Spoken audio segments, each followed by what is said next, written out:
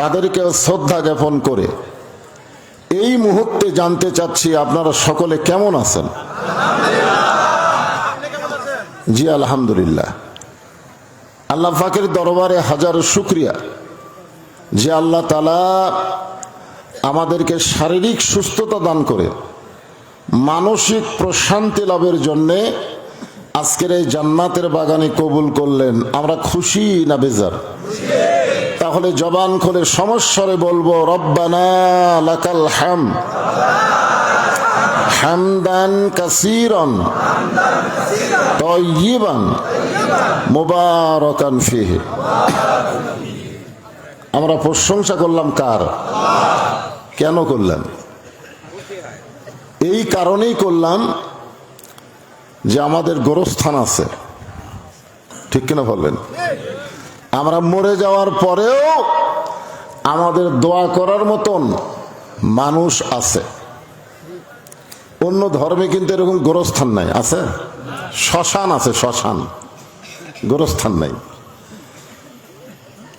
আমরা আল্লাহর দরবারে প্রশংসা করছি, আল্লাহ তাআলা জন্মগতভাবে আমাদেরকে মুসলমানের ঘরে মুসলমান হিসাবে কবুল করেছেন। কিছুই বললেন না। এই দুনিয়াতে মানুষ পাঠানোর দায়িত্ব কার? আল্লাহ যদি আমাদেরকে হিন্দুর ঘরে পাঠাতো, মনে করেন, একবার চিন্তা করে দেখেন, যদি আল্লাহ আমাদেরকে হিন্দুর ঘরে পাঠাতো আমাদের করার কিছু ছিল? যে আল্লাহ তাআলা বৌদ্ধ খ্রিস্টানদের ঘরে না পাঠায় সরাসরি জন্মগতভাবে আমাদেরকে মুসলমানের ঘরে কবুল করেছেন।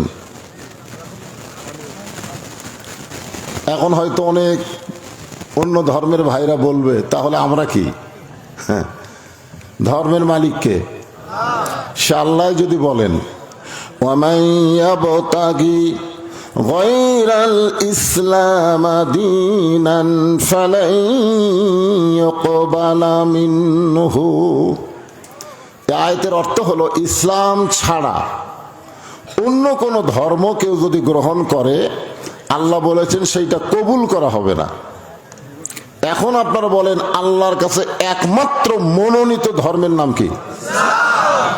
কোরআনে আল্লাহ বলেছেন ইন্নাদ দীনা ইনদাল্লাহিল ইসলাম। আমরা সেই ইসলামের ভিতরে জন্মগ্রহণ করেছি। খুশি না বেজার? অন্য ধর্মে জন্ম নিয়ে মুসলমান হয়ে মরা খুবই কঠিন। দু একটা হিন্দু মুসলমান হচ্ছে, কিন্তু সবাইকে হচ্ছে? অন্য ধর্মে জন্ম নিয়ে মুসলমান হয়ে মরা যে কঠিন তার প্রমাণ হলো নবীর চাচা আবু তালেব। মৃত্যুর বিছানায় যখন আল্লাহ রাসূল বললেন চাচা মরি যখন যাচ্ছেন, তাহলে একটা বার শুধু বলেন লা ইলাহা ইল্লাল্লাহ, আমি আপনার হাতটা ধরে জান্নাতে পৌঁছায় দিব। এত বড় কথা নবী বলেছেন। তারপরেও চাচা উত্তরে কি বলছেন জানেন? যে মরি যখন যাচ্ছে বাবা, বাপ দাদার ধর্ম ছাড়বো না। যাই যে ধর্মে জন্ম নেয় মনে করে তার ধর্মে আসল। হিন্দু বলেন, বৌদ্ধ বলেন, খ্রিস্টান বলেন, যে যে ধর্মের মধ্যে জন্ম নেয় সেই ধর্মকে আসল ধর্ম মনে করে। আসলে কি এইগুলো ধর্ম আসল? এইগুলো ধর্ম কি? ভুয়া। এইগুলো ধর্ম কি? আরো জোরে বলেন। বাংলাদেশে ভুয়া ভুয়া একটা শব্দ আছে না নাই? হ্যাঁ, এই হিরো আলম যখন বইমেলায় গেল তখন সবাই ভুয়া ভুয়া করলো। মোস্তাক আহমদ, মোস্তাক বুড়া বয়সে এক চিংড়ি বিয়ে করছে। তোর এখন ঠিক কিনা?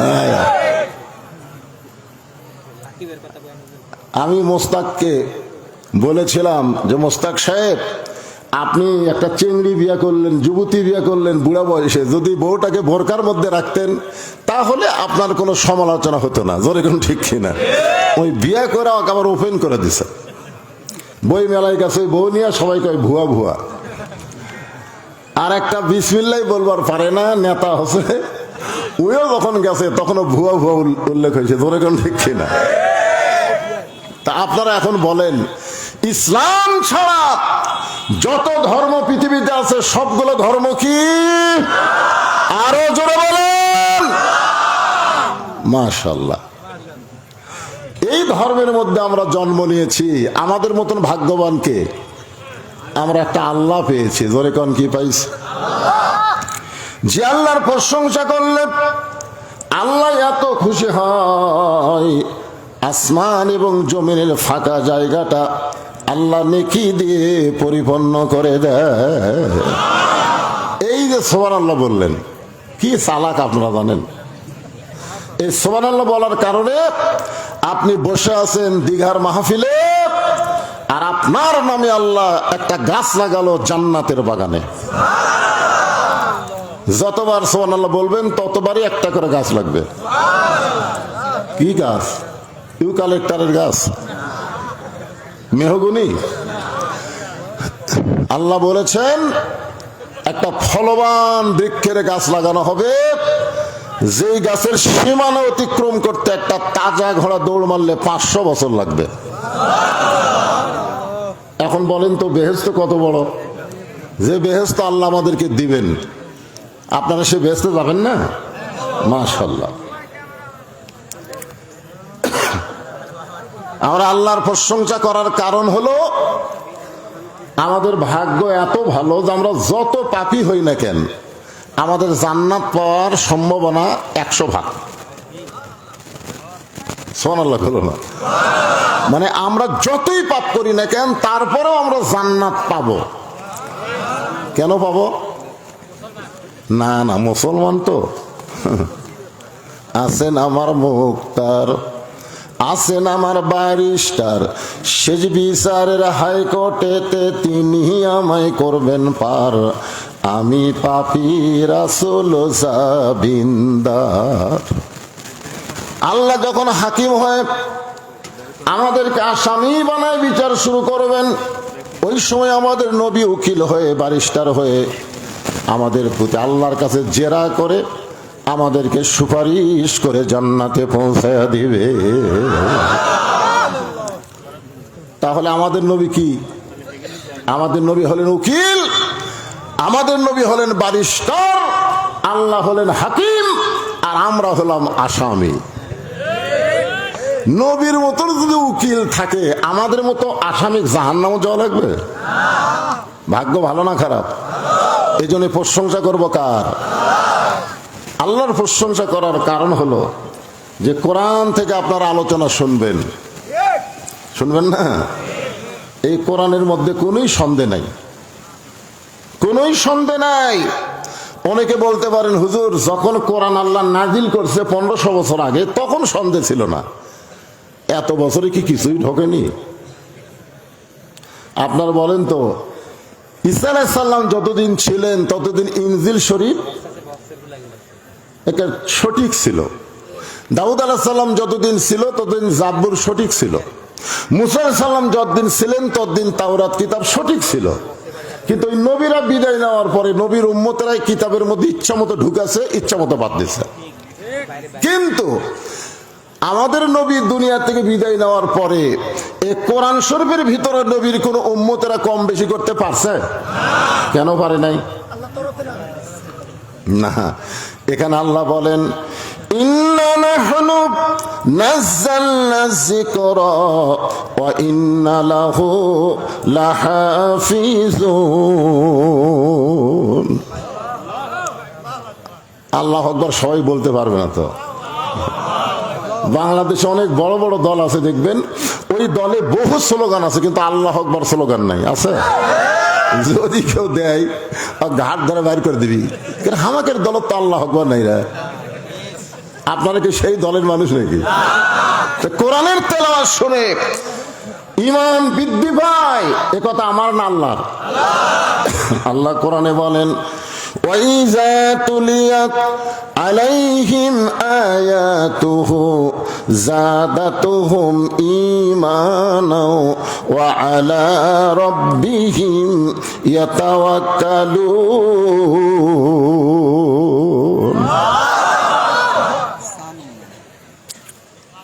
এইবার বোঝা গেল আলহামদুলিল্লাহ। সেই কোরআন শরীফ থেকে আমি একটা আয়াত আপনাদের সামনে আজকে আলোচনা করব, গোরস্থান সম্পর্কে। গোরস্থান, আপনাদের দোয়ায় আল্লাহ আমাকে দুটা গোরস্থান দেখার তৌফিক দিয়েছে। একটা হলো জান্নাতুল মাওয়া, কাবা শরীফের পাশে, আর একটা হলো জান্নাতুল বাকি মসজিদে নববীর পাশে। একটা কবরের নাম হলো জান্নাতুল মাওয়া, জরেকার নাম কি? যেই কবরে রাসূলের বড় বিবি খাদিজাতুল কুবরা শুয়ে আছেন। আর জান্নাতুল বাকির মধ্যে নবীর অনেক বিবি শুয়ে আছে, কিন্তু জান্নাতুল বাকি পরিচিতি লাভ করেছে নবীর মেয়ে ফাতেমার কারণে। এই যে আপনাদের কেন্দ্রীয় গোরস্থান, এই গোরস্থানের অবশ্য নাম নাই, খালি কেন্দ্রীয় গোরস্থান। হ্যাঁ, গোরস্থানের কোন নাম দেয়নি। কি? হ্যাঁ, যাই হোক, জান্নাত টান্নাত নাই। আল্লাহ রাসূল মক্কা থেকে মদিনায় হিজরত করেছিলেন, আপনারা জানেন? জানেন না? মক্কার কাফেরেরা যখন নবীকে অত্যাচার কঠিন শুরু করে দিল, নবীও যখন বিরক্ত হলো, বিরক্ত বোঝেন, যে যাদেরকে কলমার দাওয়াত দেয় তাদেরকে ওরা আবার পিটাই মারে। 13 বছর ধরে দাওয়াতের বিনিময়ে মাত্র 320 জন মুসলমান। আল্লাহ নবী বললেন, আল্লাহ এইভাবে দাওয়াতের কাজ করলে তো মানুষ ঈমান গ্রহণ করতেছে না, যেরকম আগের বাংলাদেশে আমরা ওয়াজ করতেছি, কোনো মানুষই ভালো হচ্ছে না। জোরে কোন কথা, ঠিক কিনা? ভালো হচ্ছে তো? নবী মক্কা এরকম ওয়াজ করে, কিন্তু ভালো হয় না, ওই বেঁকা বেঁকাই থাকে। আল্লাহ বললেন, ঠিক আছে, অতি অল্প সময়ের মধ্যে বেশি মানুষকে মুসলমান যদি করতে চান, তাহলে আপনি মক্কা থেকে মদিনায় যান। মক্কা থেকে কোথায় যান? মদিনায় যান। গভীর রাত্রে আমাদের নবী মক্কা থেকে মদিনায় হিজরত করলেন। এই হিজরত করার 8 বছর পর, জোরে কোন কয় বছর? 8 বছর পরে নবী 10,000 সাহাবী নিয়ে মক্কা বিজয় করলেন। আপনারা বলেন তো, 13 বছরে মক্কায় কয়জন মুসলমান? 320 জন। আর 8 বছরে মদিনায় 10,000কে নিয়ে মক্কা বিজয়। এখন আপনাদের কাছে আমার প্রশ্ন হলো যে মক্কার ইসলাম আর মদিনার ইসলাম দুইটা কি এক? কোন তো তফাৎ কি? বর্তমানে বাংলাদেশে যে ইসলাম চলতেছে এটা হলো মক্কার ইসলাম। জোরে কোন কিসের ইসলাম? মক্কার ইসলাম। মদিনার ইসলাম যদি আমরা চালু করতে না পারি, গোরস্থানে আমরা মানুষ দাফন করব, কিন্তু মুসলমান দাফন হবে না। অধিকাংশ মানুষ মারা যাচ্ছে, কিন্তু ঈমানের সাথে মরতেছে না। তার প্রমাণ কি? আমি আল্লাহর কোরআন থেকে আপনাদের দেখাই দেব। আল্লাহ এখানে কি বলতেছেন? ইয়া আইয়ুহাল্লাযীনা আমানুত্তাকুল্লাহা হাক্কা তুকাতিহি ওয়া লা তামুতুন্না ইল্লা ওয়া আনতুম মুসলিমুন। এই আয়াতের আগে অর্থ শোনেন। আগে অর্থ শোনা লাগবে না? একটু গরম তো, বিরক্ত হয় না, মনোযোগ দিয়ে শোনা লাগবে। হ্যাঁ, আল্লাহ বলতেছেন, যারা আমাকে বিশ্বাস স্থাপন করেছ, আমরা কি আল্লাহকে বিশ্বাস করি? এই ছেলেবেলারা মনোযোগ দেখো, আল্লাহকে বিশ্বাস করি? সাহাবারা জিজ্ঞাসা করলেন, এ রাসূলুল্লাহ, আল্লাহকে বিশ্বাস কেমনে করা যায়? রাসূল বললেন, ইকরার বিল লিসান, তাসদিক বিল জানান, আমল বিল আরকান, এরই নাম হলো ঈমান। খালি মুখ দিয়ে কইলাম আল্লাহকে বিশ্বাস করি, হ্যাঁ? মুয়াজ্জিন আযান দিলে মসজিদে যাই না, মুখে মুখে বলি আমি মুসলমান, কিন্তু আযান দিলে মসজিদে নামাজ পড়তে যাই না। আল্লাহ রাসূল বলেছেন, লা সালাতা আলা ঈমানা, যার নামাজ নাই তার কোনো ঈমান নাই। বাইনাল আবদি ওয়াল কুফরি তারকুস সালাত, বান্দার কাফেরের মধ্যে পৃথক করার জিনিসটার নামই হলো নামাজ। যে নামাজ পড়ে সে হলো আল্লাহর বান্দা মুসলমান, যে নামাজ পড়ে না সে হলো কাফের। এখন আপনাকে দীঘা গোরস্থানে শুধু নামাজীদেরকে আপনি কবর দেন না বেনামাজীদেরকেও দেন? কি পাইকারি, তাই না? ইমাম মালিক রহমতুল্লাহ আলাইহি বলেন, তোমরা যদি জানো কোনো বেনামাজি মারা গেছে, তখন কোন নামাজি লোক তার জানাজায় যদি শামিল হও, তোমার আমল নামায় 1 হুকবা পরিমাণ পাপ হবে। ছাত্র বললেন, হুজুর 1 হুকবা কি? বলে উহুদ পাহাড় সমান। তাহলে বেনামাজি মারা গেলে নামাজি ব্যক্তি তার জানাজায় গেলে তার আমলে সওয়াব হবে না পাপ হবে? তখন সমস্ত ছাত্র বলল, হুজুর বেনামাজি মরলে আমরা কি করব? তো বলে, রাস্তার কুত্তা মরলে তোমরা কি করো? রাস্তায় যদি কোনো কুকুর মরে তখন তোমরা কি করো? বলে, রাস্তার মানুষ রাস্তাতে যাওয়া আসা করলে কুকুর ফসে উঠলে দুর্গন্ধ লাগবে, এই জন্য কুকুরকে আমরা দাফন করি। তো দাফন করার আগে কি কুকুরকে গোসল করাও? তো না, গোসল করায় না। কুকুরকে কাফন পরাও? তো কুকুরকে কি খাটনির তোলো? তো কি করো? বলে, পাওয়ার দড়ি লাগায় টাঙ্গা নিয়ে যা একটা ওয়াজাগাত পুঁতে থুই। ইমাম মালিক বললেন, একটা বেনামাজি কুকুরের চাইতেও জঘন্য, কুত্তার সাথে যে ব্যবহার করেছো তার চাইতে ভালো ব্যবহার করা যাবে না। জোরে কোন ঠিক কি না?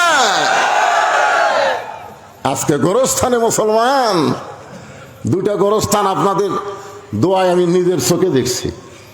একটা হলো জান্নাতুল মাওয়া, একটা হলো জান্নাতুল বাকি।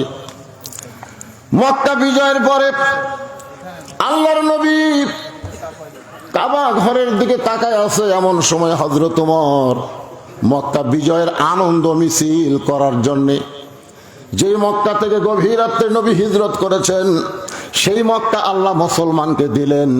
এর জন্য বিজয়ের একটা মিছিল করবেন। হযরত ওমর বিজয়ের মিছিল করবে। যেরকম কিশোর মিছিল, আমাদের বাংলাদেশে বিজয়ের মিছিল আছে না নাই? ৭১ সালে যুদ্ধ আছে, এখনো 16 ডিসেম্বর আসলে হায় হায় সেই রকম গান বাজায়।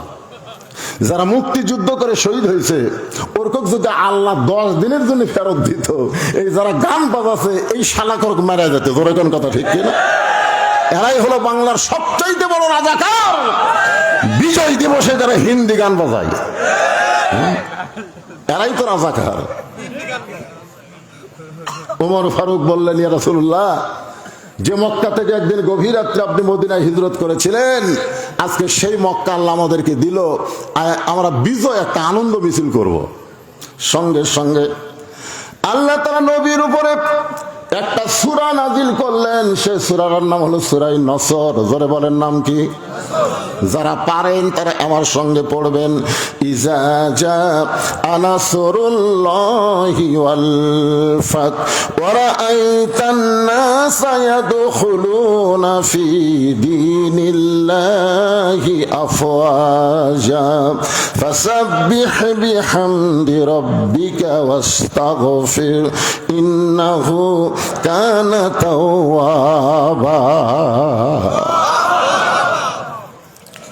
আল্লাহ তাআলা নবীকে বললেন, নবী গো, ওমর সাহাবীদেরকে নিয়ে যে আনন্দ মিছিল করতে চায়, ওমরকে বলে দেন মক্কা বিজয় কোন মানুষের দ্বারা হয়নি, মক্কা বিজয় হয়েছে আল্লাহর সাহায্য দিয়ে। জোরে কোন, কার সাহায্য? কথা কন না কেন? তো বিজয় মিছিল না করে কি করা লাগবে? ফাসাব্বিহ বিহামদিকা ওয়াস্তাগফির। হ্যাঁ, কিছু না, আস্তে আস্তে। এত বড় মুরব্বী মানুষ বাতাস করলে আপনাকে এলাকার ফ্যান চলে না? আশ্চর্য কথা রে বা। তাহলে এই মাইক যদি এলাকা তার আমার মাহফিল আছে তারাও যদি নেয়, আর এরকম ফ্যান যদি না দেয়, তাহলে এই মাইকের বিরুদ্ধে আমাকে বলা লাগবে।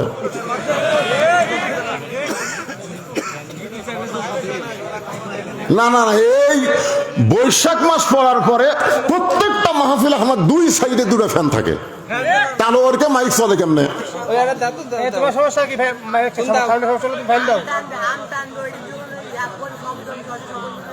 তোর মাইক একলাই চলে নাকি রে? তুই তো 2 দিনকার চ্যাংলা রে। আমার ওয়াজের বয়স হলো 39 বছর।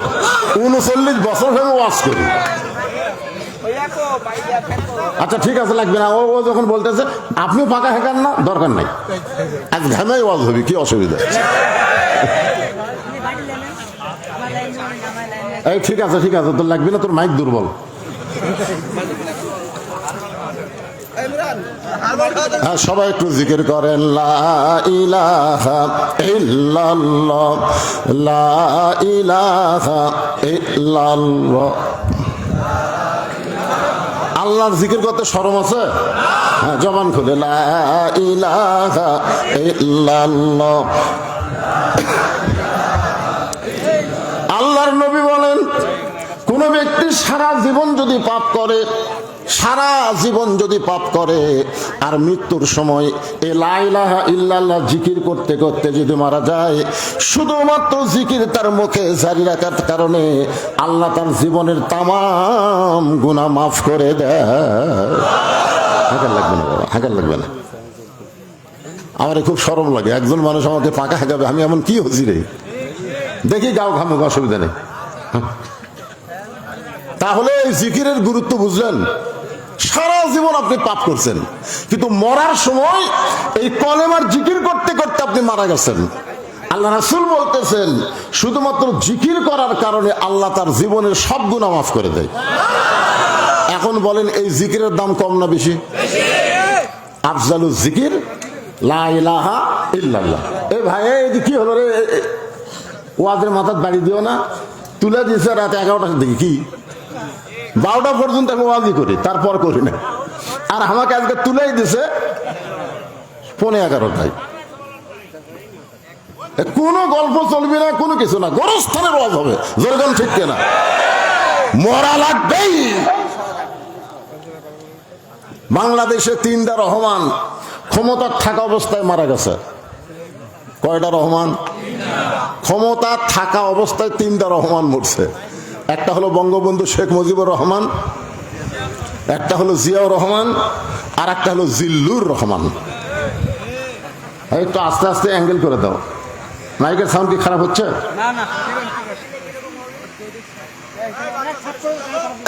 ঠিক আছে, ছোট মানুষ তো।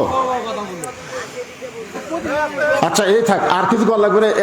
এটা আসতেছে না, আসতেছি তো না, আপনি কে রক্ত নেয়, এটা একটা কথা বলে যে আপনার প্রয়োজন আছে। না না, সরাসরি না দেয়, একটু অ্যাঙ্গেল করে। হ্যাঁ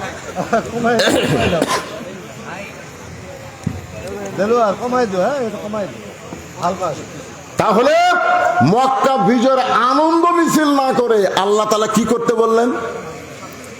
ফাসাব্বিহ বিহামদি রব্বিকা ওয়াস্তাগফির। তোমরা মনে করো না যে আমরাই মক্কা বিজয় করেছি, বিশ্বাস করতে হবে মুসলমানের বিজয় সাহায্য কার? নাসরুম মিনাল্লাহি ওয়া ফাতহুন করিব ওয়া বাশশিরিল মুমিনিন।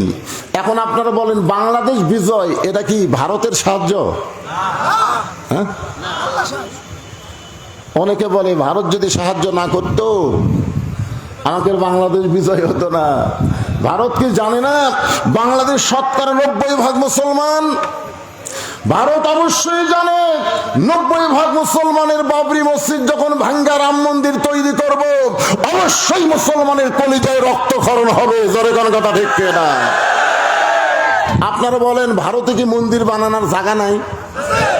কিন্তু ফাঁকা জায়গাত মন্দির না বানায়া বাবরি মসজিদ ভাঙ্গা ওই জায়গায় মন্দির বানায়া ভারত প্রমাণ করে দিল আর যাই হোক আমরা মুসলমানের পক্ষে নয়। জোরে কোন কথা ঠিক কিনা? বাংলাদেশ স্বাধীন হয়েছে কার সাহায্যে? আরো জোরে বলেন। নবীর সঙ্গে খালি উমর ছিল, সাহাবীর সংখ্যা হলো 10,000। জোরে কোন কয় হাজার? সমস্ত সাহাবীরা বিজয়ের আনন্দ মিছিল যখন করতে চায়, নবী দেখলেন এতগুলো সাহাবীকে চিল্লায়া চিল্লায়া সাইজ করা সম্ভব না। 2-4 জন হলে চিল্লায় চিল্লায় বলা যায় বিজয় মিছিল করা যাবে না রে। কিন্তু নবী দেখতেছে বিশাল, তখন তার মাইকটাই ছিল না। আল্লাহর নবী সমস্ত সাহাবীকে বিজয়ের আনন্দ মিছিল না করতে দেওয়ার জন্যে নবী একটা জায়গার মধ্যে প্রবেশ করলেন, যে জায়গার নাম হলো জান্নাতুল মাওয়া। সে জায়গার নাম কি? নবী আস্তে আস্তে জান্নাতুল মাওয়া গোরস্থানের মধ্যে ঢুকলেন। আপনারা বলেন নবী যখন গোরস্থানের মধ্যে ঢুকবে সাহাবীরা তখন কি করবে? মা তাকুমুর রাসূলু ফাখুযুহু। আল্লাহ কোরআনে বলেছেন নবী যেটা করবেন তোমাদেরকে সেটাই করা লাগবে। এ কথা কার? আরো জোরে বলেন। আল্লাহর নবী যখন জান্নাতুল মাওয়া গোরস্থানের মধ্যে ঢুকলেন, সমস্ত সাহাবীরা নবীকে অনুসরণ করে ওই গোরস্থানের মধ্যে ঢুকলেন। আপনার বলেন তো, গোরস্থানের মধ্যে যখন কোনো মানুষ যায়, ওই মানুষ কি তখন কি আর আনন্দ করতে চায়? মানুষকে যদি আপনি সাইজ করতে চান, তাহলে 4তলা 5তলা বাড়ি না দেখায় গোরস্থান দেখান। সব কি দেখতেছেন ভাই? 5তলা করছি, রড বার করে থুসি, আর 8তলা করবার চাই। কান্দের ফেরেস্তা কয় লাগে রে, এইরকম দেখতেছি তো ফেরেস্তা চাপ খাচ্ছে, বুঝলেন? লাগিচ্ছে রে, এই শয়তান, ওই 6তলা না দেখে কবরস্থান দেখ। দেখ কবরস্থান দেখতে ফেরেস্তারা চাপ খাবি? কথা কন না কেন? বাংলাদেশে কোন গোরস্থান দোতলা আছে? 3তলা 4তলা? সব কয়তলা? যদি মন্ত্রী, প্রেসিডেন্ট, জিল্লুর রহমান, জিয়াউর রহমান, শেখ মুজিবুর রহমান, সব 1তলা। আর দুনিয়াত বানাতে 22তলা।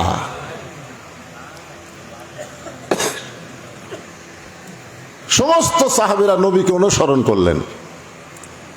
আল্লাহর নবী জান্নাতুল মাওয়া গোরস্থানের মধ্যে একটা কবরের পাশে দাঁড়িয়ে ছোট বাচ্চার মতন কান্না শুরু করে দিলেন।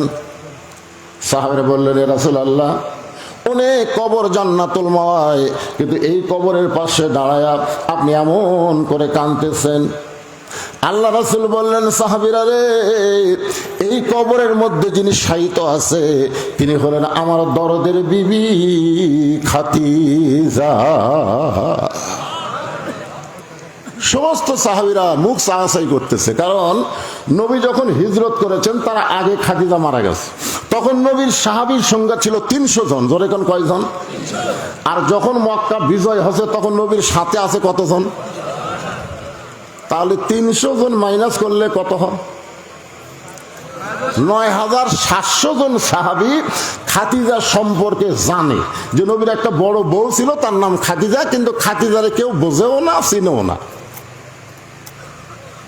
9700 জন সাহাবী বললেন, ইয়া রাসূলুল্লাহ, আপনার দরদের বিবি খাদিজা সম্পর্কে আমরা শুনেছি, কিন্তু খাদিজা সম্পর্কে তো আমরা জানি না। হুজুর, যদি আমাদের একটু জানাতেন। আল্লাহ রাসূল বলে, সাহাবীরা রে, আমার খাদিজার সম্পর্কে যদি জানতে চাও তাহলে শুনে নাও, খাদিজার জীবনের সবচাইতে গুরুত্বপূর্ণ আমল হলো কবরকে স্মরণ করা।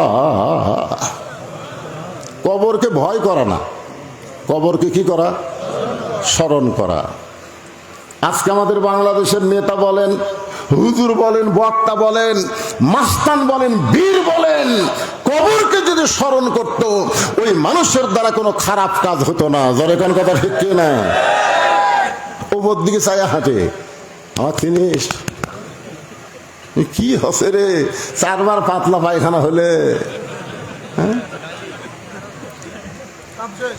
কি কন? আমার জিনিস, আমি কার দল করি? এই তুই জানিস আমার দল ক্ষমতা আছে? আপনারা বলেন, কেউ যদি বলে আমার দল ক্ষমতা আছে, বুঝবেন সে মুশরিক হয়ে গেছে। কারণ কোন দল ক্ষমতায় নাই, ক্ষমতায় আমার আল্লাহ আছে। জোরে কোন কথা ঠিক কি না? শিরক, শিরক। কেউ যদি বলে আমার দল ক্ষমতায় আছে, এই বিশ্বাস নিয়ে যদি মরে যায়, আপনি যতই কবর জিয়ারত করেন জান্নাতে যাবে না, কারণ ওই কাফের হয়ে মারা গেছে। জোরে কোন কথা ঠিক কি না?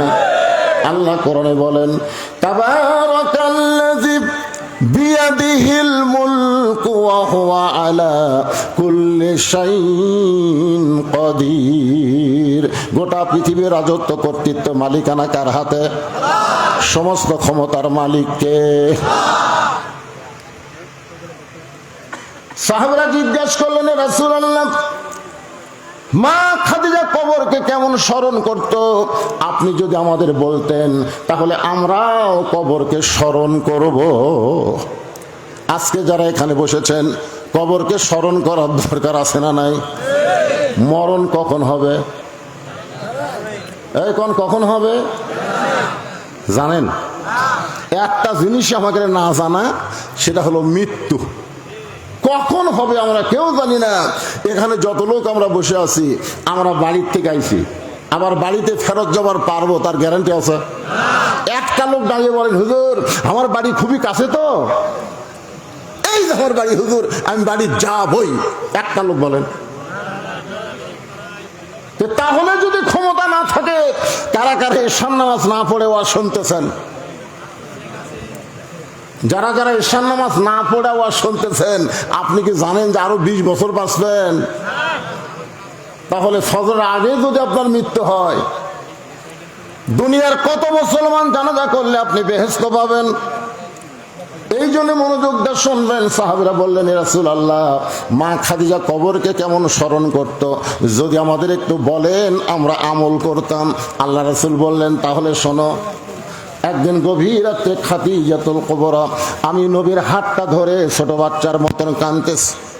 আল্লাহ রাসূল বলেন, খাদিজা, দুনিয়ার সবাই ঘুমায় গেছে, আপনি কেন কাঁদতেছেন? খাদিজা বলে, হুজুর, আপনি না ঘুমাইলে আমি কোনোদিন ঘুমাই না। হুজুর, আপনি না ঘুমাইলে আমি কোনোদিন ঘুমাই না। নবী চমকে গিয়ে বলে, খাদিজা, আমি না ঘুমাইলে আপনি কেন ঘুমান না? খাদিজা বলে, হুজুর, দুনিয়াতে প্রত্যেকটা বিবি বিয়ে হওয়ার পরে তার হাতটা স্বামীর হাতে তুলে দেয়, কিন্তু আমার ভাগ্য এমন, আমার হাতটা কেউ আপনার হাতে তুলে দেয় নাই, বরং আপনার চাচা আপনার 2 হাত আমার হাতে তুলে দিয়ে বলতেছেন, মা, আজ থেকে আমার এতিমের দায়িত্ব তোমাকে দিয়ে দিলাম। একটা গান আছে, শিশুকালে মইরা গেছে মা, গর্বে থাকতে মরছে পিতা, নবী চোখে দেখলেন না, কে করিবে লালন পালন, কে দিবে সান্ত্বনা, এই দুনিয়ার বড় এতিম নবী ছিলেন একজনা। হুজুর, আপনি যখন ঘুমায় গেছেন, আমি তখন ঘুমের দোয়া পড়তেছি। কিসের দোয়া? আপনারা বলেন তো, ঘুমের দোয়া কি? একজন আবার দোয়া পড়ছে ঘুমের, কি জানেন? 5 তলা তুটা, 1.5 লাখ টাকার খাট, 12,000 টাকার কম্বল, রাত 9টার সময় ঘুমের দোয়া পড়তেছে, আমার বাড়ি আমার ঘর, আমাক নামাইকে। আর ঘুমের দোয়ার সাইজ দেখছেন? 9টার সময় 12,000 টাকার কম্বল গাওয়ার দেখায়, আমার বাড়ি আমার ঘর, আমাক নামাইকে। এই বলে বেটা ঘুমাইছে। তো ফেরেশতা বলতেছে, আল্লাহ, এই যে দোয়া পড়ে ঘুম আসলো, এক নামানোর কেউ নাই। আল্লাহ বলতেছে, একটু ধৈর্য ধর, রাত 3টার সময় 40 সেকেন্ডের একটা ভূমিকম্প। কয় সেকেন্ডের? খালি 2 বার বিল্ডিং ওই এত ফোর্সে নামছে, কম্বলের মধ্যে লুঙ্গি খুলে আছে, ওটাও পড়ার টাইম পাইবে। আল্লাহ বলতেছে, ফেরেশতা বলতেছে, আল্লাহ, নামাইলা, তাই বলে ন্যাংটা করে নামাইলা। অহংকার করেন না, যে কোনো মুহূর্তে আল্লাহ নামাতে পারে, 1 সেকেন্ড সময় লাগবে না। জোরে গান কথা ঠিক না? এই জন্য ঘুমের আগে একটা দোয়া আছে, আপনারা সবাই পড়বেন। পড়েন তো? পড়েন তাহলে আমার সঙ্গে, আল্লাহুম্মা বিইসমিকা আমুতু ওয়া আহইয়া। এখনকার যুবকেরা তো 4G মোবাইল পাচ্ছে, জানলা দরজা বন্ধ করে কয়, কেউ দেখতেছে না রে, এখন চালু করি রে। বাপ মা ঘুমায় গেছে, জানলা দরজা বন্ধ, কে দিক ফিরে? 2 কান্দে 2 ফেরেশতা খায়, এই শয়তান। সবাই ঘুমায় গেলে আমরা 2জন কি করতেছি? আপনি যেখানেই যান, আপনার সঙ্গে 2টা ফেরেশতা আছে না নাই? জোরে কান আছে না নাই? এটা কি আমার কথা না কোরআনের কথা? তোমার 2 কান্দে 2 মোহরি, লিখিতেছেন ডায়েরি, দলিল দেখে রায় দিবে, টাকা পয়সার নাই কারবার, কিরামান কাতিবিনা ইয়ালামুনা মা তাফআলুন।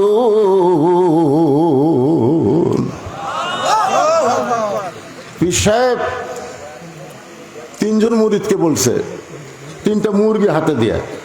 কয়টা মুরগি? যে এমন জায়গায় জব করবি কেউ জান না দেখে। তো একজন যায় চারদিকে সালুবেল ফেলে দেয়, কেউ নেই, মেরে দিছে। আর একজন একে খেরের পালার কাছে যায়, দেখতেছে এই জায়গায় দেখার মতন কেউ নেই, ওটি জব করছে। আর একজন মুরগি জব করতে পারেনি, মুরগি নিয়ে হুজুরের কাছে হাজির। কে রে, এরা 2 জন জব করলো, তুই করলি না কেন? আমি যেটি যাই সেটি দেখে। বলে, কে দেখে রে? আল্লাহ দেখে। তাহলে তুমি একলাই 50টা সিল মারলে, আর সকালে গল্প মারতেছে, কেউ দেখেনি? কেউ না দেখলো কে দেখে? এই বিশ্বাস নিয়ে যারা কবরে যাবে, কবরকে স্মরণ করবে, দুনিয়া থেকে তাদের জন্য দোয়া করা না হলেও তাদের কবরটা আল্লাহ জান্নাত বানায়া দিবে। খাদিজাতুল কুবরা বলে, ইয়া রাসূলুল্লাহ, আপনি যখন ঘুমিয়ে গেছেন আমি তখন ঘুমের দোয়া পড়তেছি, আল্লাহুম্মা বিইসমিকা আমুতু। এই আমুতু শব্দ যে উচ্চারণ করেছি আমি তখন দেখতে পাই আমার সামনে একটা অন্ধকার কবর। আপনি বলেছেন যেই ব্যক্তি সর্বশেষে কবরে যাবে, কবরের ঘরে তাকে 50,000 বছর থাকা লাগবে। যেই কবরে জানলা নাই, দরজা নাই, যেই কবরে আলো নাই, বাতি নাই, যেই কবরে কোনো সাথী সঙ্গী নাই, সে অন্ধকার কবরে আমি 50,000 বছর কেমনে থাকবো, এই চিন্তা করে আমার চোখে ঘুম ধরে না। এই কবরের কথা স্মরণ করে আমি কাঁদতেছি। আল্লাহ রাসূল খাদিজার কপালে চুম্বন দিয়ে বলে, খাদিজা, ওই আল্লাহর শপথ করে বলতেছি, ঈমান গ্রহণ করার পরে আপনি আল্লাহর সঙ্গে যে সম্পর্ক গড়ে তুলেছেন, আল্লাহ আপনার কবরকে জান্নাত বানায়া দিবে। আপনারা যারা সুবহানাল্লাহ বললেন, এখানে রাসূল কি বলেছে খেয়াল করছেন? বলেন তো কি বলছে? না, খেয়াল করেন, কারণ সুবহানাল্লাহ তালত মারলে হবে। এখানে আল্লাহ রাসূল বলতেছেন ঈমান গ্রহণ করার পরে আপনি আল্লাহর সঙ্গে যে সম্পর্ক গড়ে তুলেছেন, আল্লাহ আপনার কবরকে জান্নাত বানায়া দিবে। তাহলে ঈমান গ্রহণ করার পরে সম্পর্ক তৈরি করতে হবে কার সাথে? আরো জোরে। কেউ যদি বলে আমার দয়াল বাবার দরবারেতে কেউ ফিরে না খালি হাতে, ওই সম্পর্ক তৈরি করছে কার সাথে? আল্লাহর সাথে না বাবার সাথে? আজকে আমাদের বাংলাদেশে এরকম বাবার দল আছে না নাই? ইয়াকা নাবুদু ওয়া ইয়াকা নাস্তাইন। আমরা ইবাদত করব কার? সাহায্য চাবো কার কাছে? তাহলে আল্লাহ বাদ দে বাবার কাছে। বাবার কোনো ক্ষমতা আছে? এই জন্য আমি বলি 3টা জিনিস খেয়াল করবেন। বড় ডাক্তারের বউ কোনদিন সিজার লাগে না, কারণ বড় ডাক্তার জানে সিজার করলে বাচ্চারও ক্ষতি, মায়ের ক্ষতি। আজকে সিজার করা বাচ্চা দোয়া দরুদ দিয়ে কান্না থামতেছে না, মোবাইল চালু করলে কান্না থামে। আজকে সিজার করা বাচ্চার সমস্যা হলো এরা মোবাইল না দেখা ছাড়া ভাত খায় না। ধরে কোন কথা ঠিক কিনা? আপনারা বলেন আমরা কি সিজার করা? এই যে সিজার তখন আসছিল, আমার দাদি আমারে কয়ে তোর টাইনা বের করতে তোর মাথা লম্বা হয়ে গেল রে। পরে আমরা থেবে থেবে মাথা গোল করছি। আর এখনকার গুলা সিজার করা বড় ডাক্তার আজও বাংলাদেশে তাদের বউরে সিজার করায় না, কারণ সিজার করলে বাচ্চারও ক্ষতি, মায়েরও ক্ষতি। 2 নম্বর হলো কোনো মওলানার বাড়িতে মিলাদ হয় না, কারণ মওলানা জানে মিলাদ একটা ফাও জিনিস। এরা পরের বাড়ি পড়ায় কিন্তু নিজের বাড়িতে হয় না। ধরে কোন কথা ঠিক না? আর 3 নম্বর সত্যি কথা হলো পীরের বউ কোনোদিন মুরিদ হয় না, কারণ পীরের বউ জানে আমার পীর সাহেব মাঝে মধ্যে মুরিদের বইয়ের দিকে চোখ মারে, এই লুচ্চার হাতে কে মুরিদ হবে রে? বাংলাদেশে খোঁজ দেওয়া দেখবেন একটা পীরের বউ মুরিদ হয়নি, আর হামাকের বউ আমরা মুরিদ বানাই। পাগলা হোসেন একজন পীরের বউ মুরিদ হচ্ছে, সেই পীরটা হলেন আল্লাহর নবী আর বউটা হলেন খাদিজা। ধরে কেন সুবহানাল্লাহ। আল্লাহর নবী যখন সর্বপ্রথম কলেমার দাওয়াত দিবেন, সর্বপ্রথম যিনি নবী বলে স্বীকার করেছেন তার নাম কি? তার নাম হলো খাদিজাতুল কুবরা। একটু মনোযোগ দিয়ে শুনবেন। রাসূল বললেন, খাদিজা, ঈমান গ্রহণ করার পরে আপনি আল্লাহর সঙ্গে যে সম্পর্ক গড়ে তুলেছেন, আল্লাহ আপনার কবরকে জান্নাত বানায়া দিবে। কে বাবা রে? এই ছোট বাচ্চা কোলতে আছে, আর মাও নাই।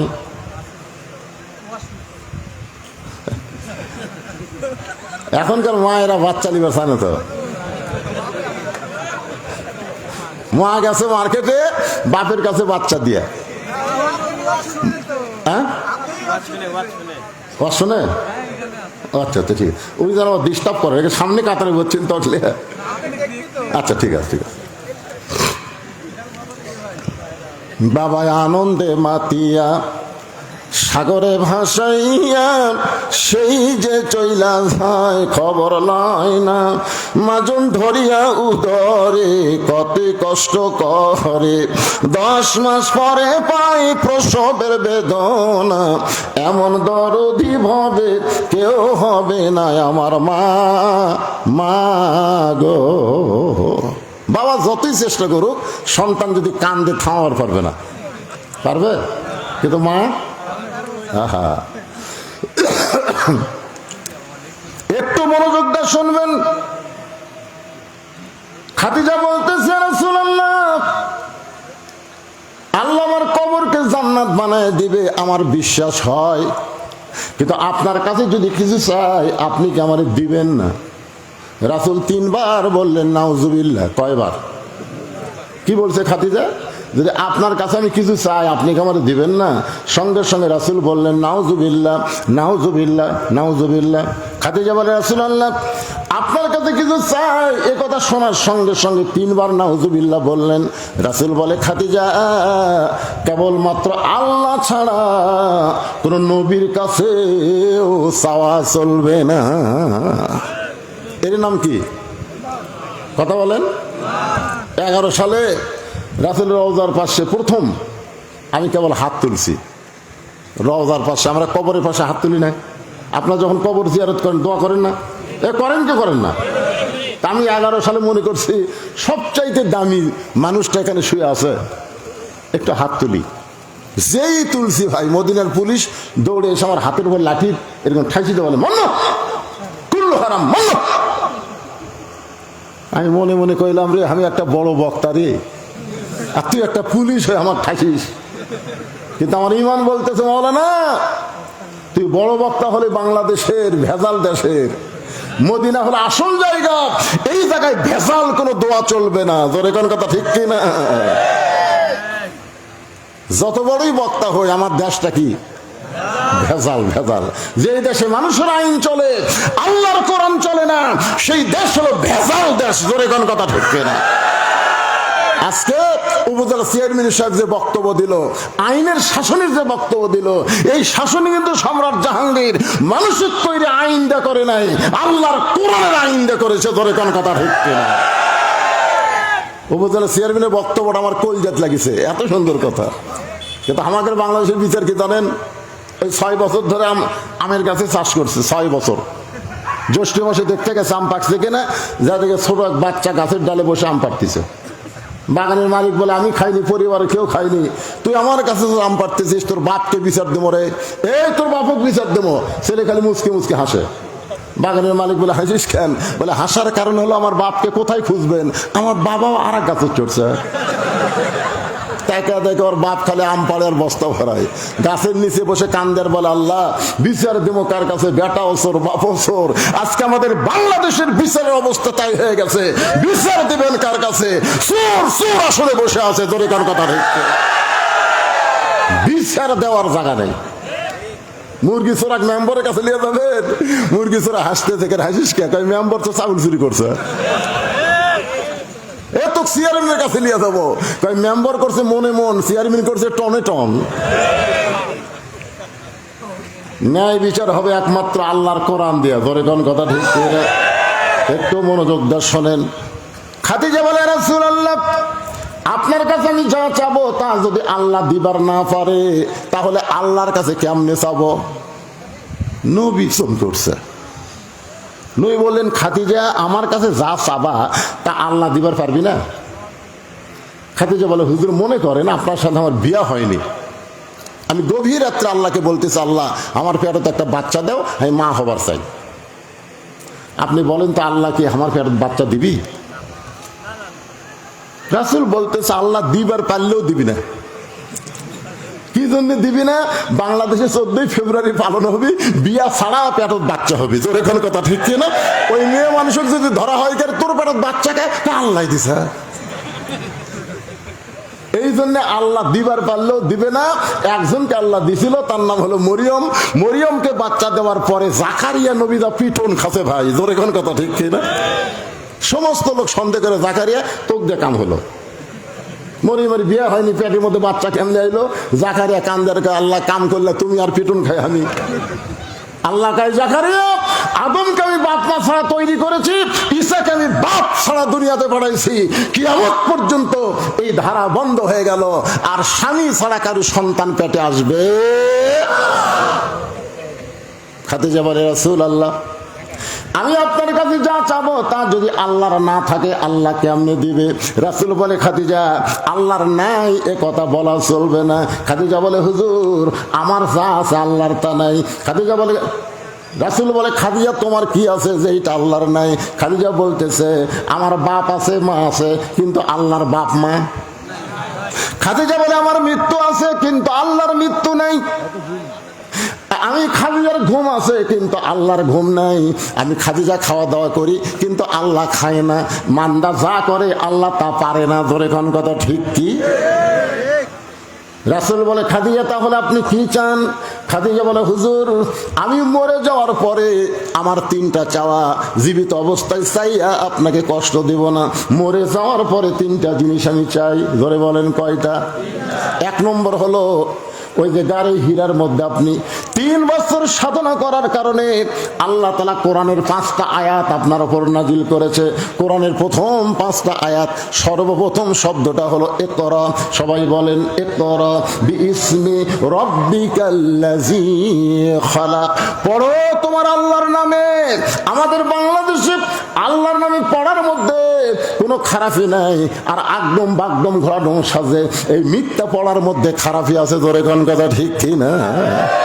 আপনি বিশ্বাস করেন যারা ইকরা বিইসমি রাব্বিকাল্লাযী খালাক এই পড়া যারা পড়তেছে, এরা কোনদিন ওযু ছাড়া পড়ে? এরা কোনদিন পেশাব করে পানি লেয় না? দেখছেন? কথা কয় না। ক্লাস 2-এ পড়ে, ফিটের উপর ক্লাসের ব্যাগ থুয়ে ওই খাড়া হয়ে পেশাব করতেছে। আমি কলাম, কে রে, বস থাকে কর, খাড়া হয়ে পেশাব করিস, পেশাব কেমনে করা লাগে তোর স্যার তোকে শিখায়নি? ও তখন চাষা যে কি খন প্রাইমারি পেশাব খাওয়ার যায়, দিকে আমার স্যারই খাড়া হয়ে পেশাব করে। স্যার খাড়া হয়ে পেশাব করে, তার ছাত্র তো খাড়া হয়ে পেশাব করবেই। আর পড়াটা হলো আইরাই টিয়ে নাই ভরা দিয়ে না লেগে গেল বোয়াল মাছে, তাই না দেখা ভোদন নাচে। রাসূলকে আল্লাহ শিক্ষা দিলেন বিইসমি রাব্বিকাল্লাযী খালাক। যে আল্লাহ আপনাকে সৃষ্টি করেছেন সে আল্লাহর নামে পড়েন। সেই পড়াটা এই কোরআনে আছে না নাই? আসেন সবাই একটু কোরআনটা ধরেন, কোরআনটা খোলেন, কোরআন কি বলতেছে। আজও বাংলাদেশে অনেক যুবক আছে এখন পর্যন্ত কোরআনটা হাত দেওয়া স্পর্শ করে নাই। ইমাম গাজ্জালী বলেছেন, কাবা ঘরকে 1 কোটি বার চুমা খাইলে আল্লাহ তোমাকে যে সওয়াব দিবে তার চাইতে বেশি সওয়াব তুমি পাবে এই কোরআনকে পবিত্র অবস্থায় ধরে। কোরআনকে যদি 1টা বার চুমা খাও, কাবা শরীফ চুমা খাওয়ার চাইতে 1 কোটি গুণ বেশি সওয়াব আল্লাহ তোমাকে দান করবে।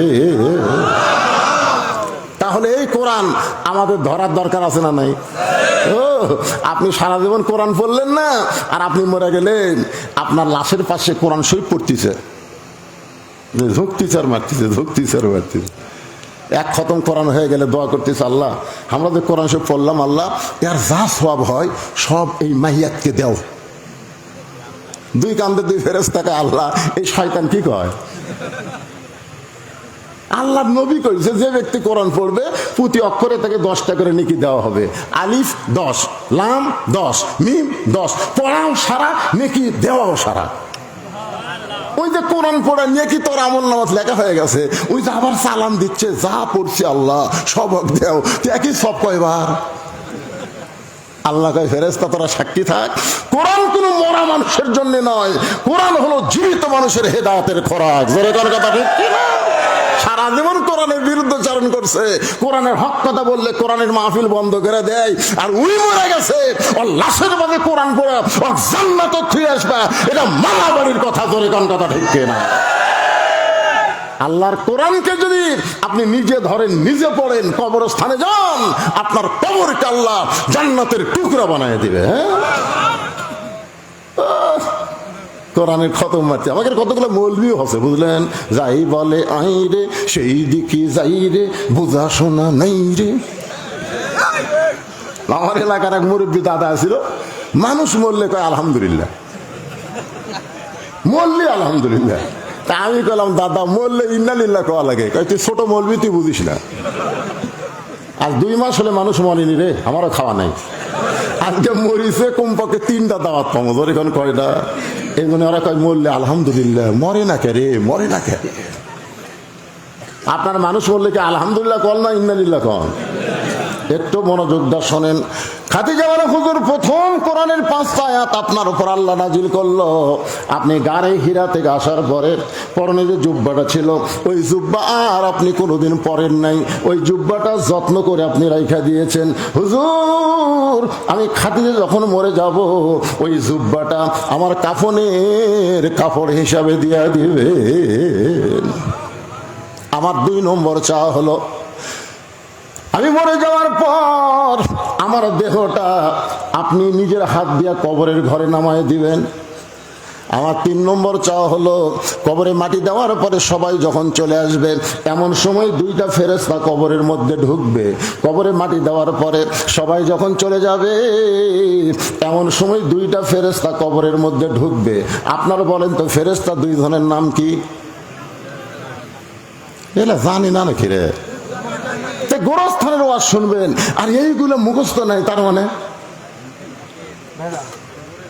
আব্দুল আলিম বহু বছর আগে একটা গান গাইছে, ফেরেশতা আসিয়া যখন জিজ্ঞাসা করিবে দিন কি তোমার মাবুদ কেবা, তখন কি বলিবে? সবাই বলেন আল্লাহ বিনে নাই রে মাবুদ, আল্লাহ বিনে নাই রে মাবুদ। জবানে তাই বলো রে বলো, মুখে আল্লাহ রাসূল সবে বলো।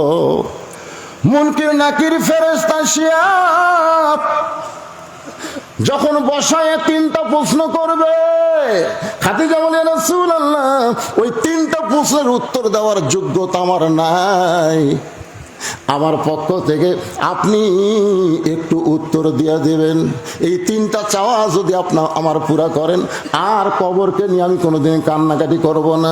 সঙ্গে সঙ্গে নবী খাদিজার কপালে চুম্বন দিয়ে বলে, খাদিজা ওই আল্লাহর শপথ করে বলতেছি, আমার আগে যদি আপনার মৃত্যু হয়, আপনার 3টা চাওয়াই আমি পুরা করব ইনশাআল্লাহ। এখানে কিন্তু একটা কথা মারাত্মক। কে রে হুজুর, এই হুজুরে এত পরে কোথা থেকে আসলো রে? এই শোনেন, এই যে কথাটা খেয়াল করা নেই বাজান, আল্লাহ রাসূল কিন্তু মারাত্মক একটা কথা বলেছে যে আমার আগে যদি আপনার মৃত্যু হয়। এই কথার দ্বারা নবী বুঝালেন কে কখন মরবে, এটা নবীও আর আমাদের মধ্যে কত নেতারা জানে। মাজা ধরে খাড়া করে দেয়, 1 লাখ খাড়া হওয়ার পারে না, উই আবার কয় খেলা হবি খেলা হবি।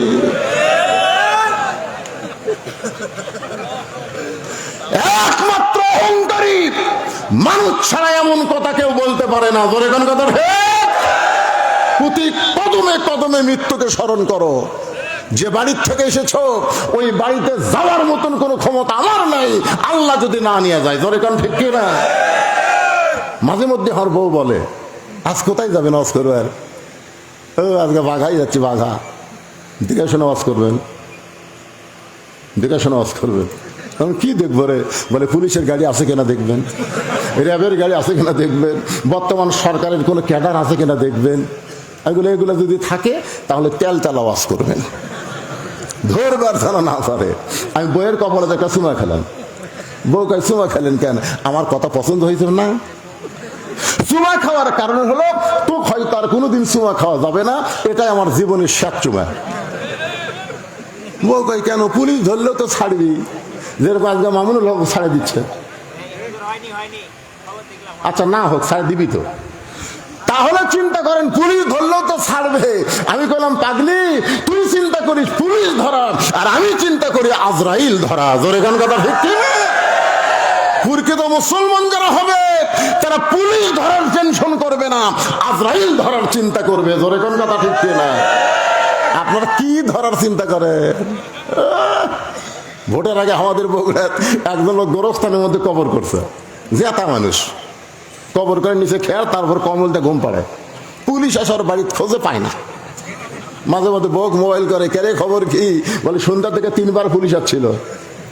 তাই কোনো টেনশন নাই, এমন জায়গাতে আসি পুলিশের বাপও আসবে না।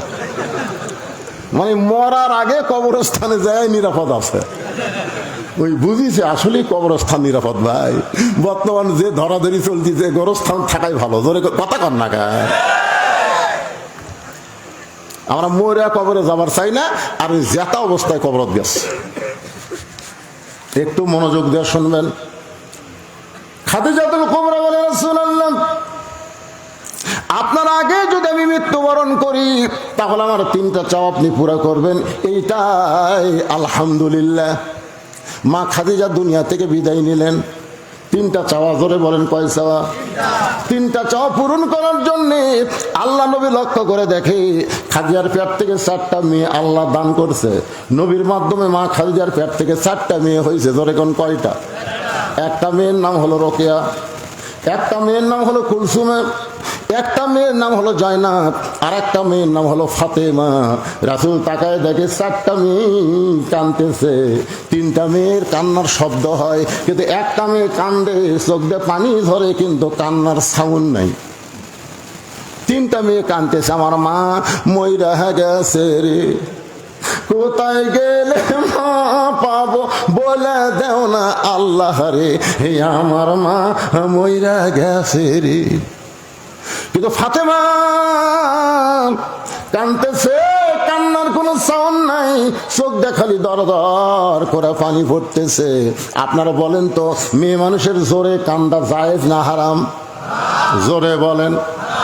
আজকে মরদ মানুষেরা জোরে কান্দে না, আর মেয়ে মানুষ চিল্লায় চিল্লায় কান্দে। তাই বলে কি পুরুষের দরদ নাই?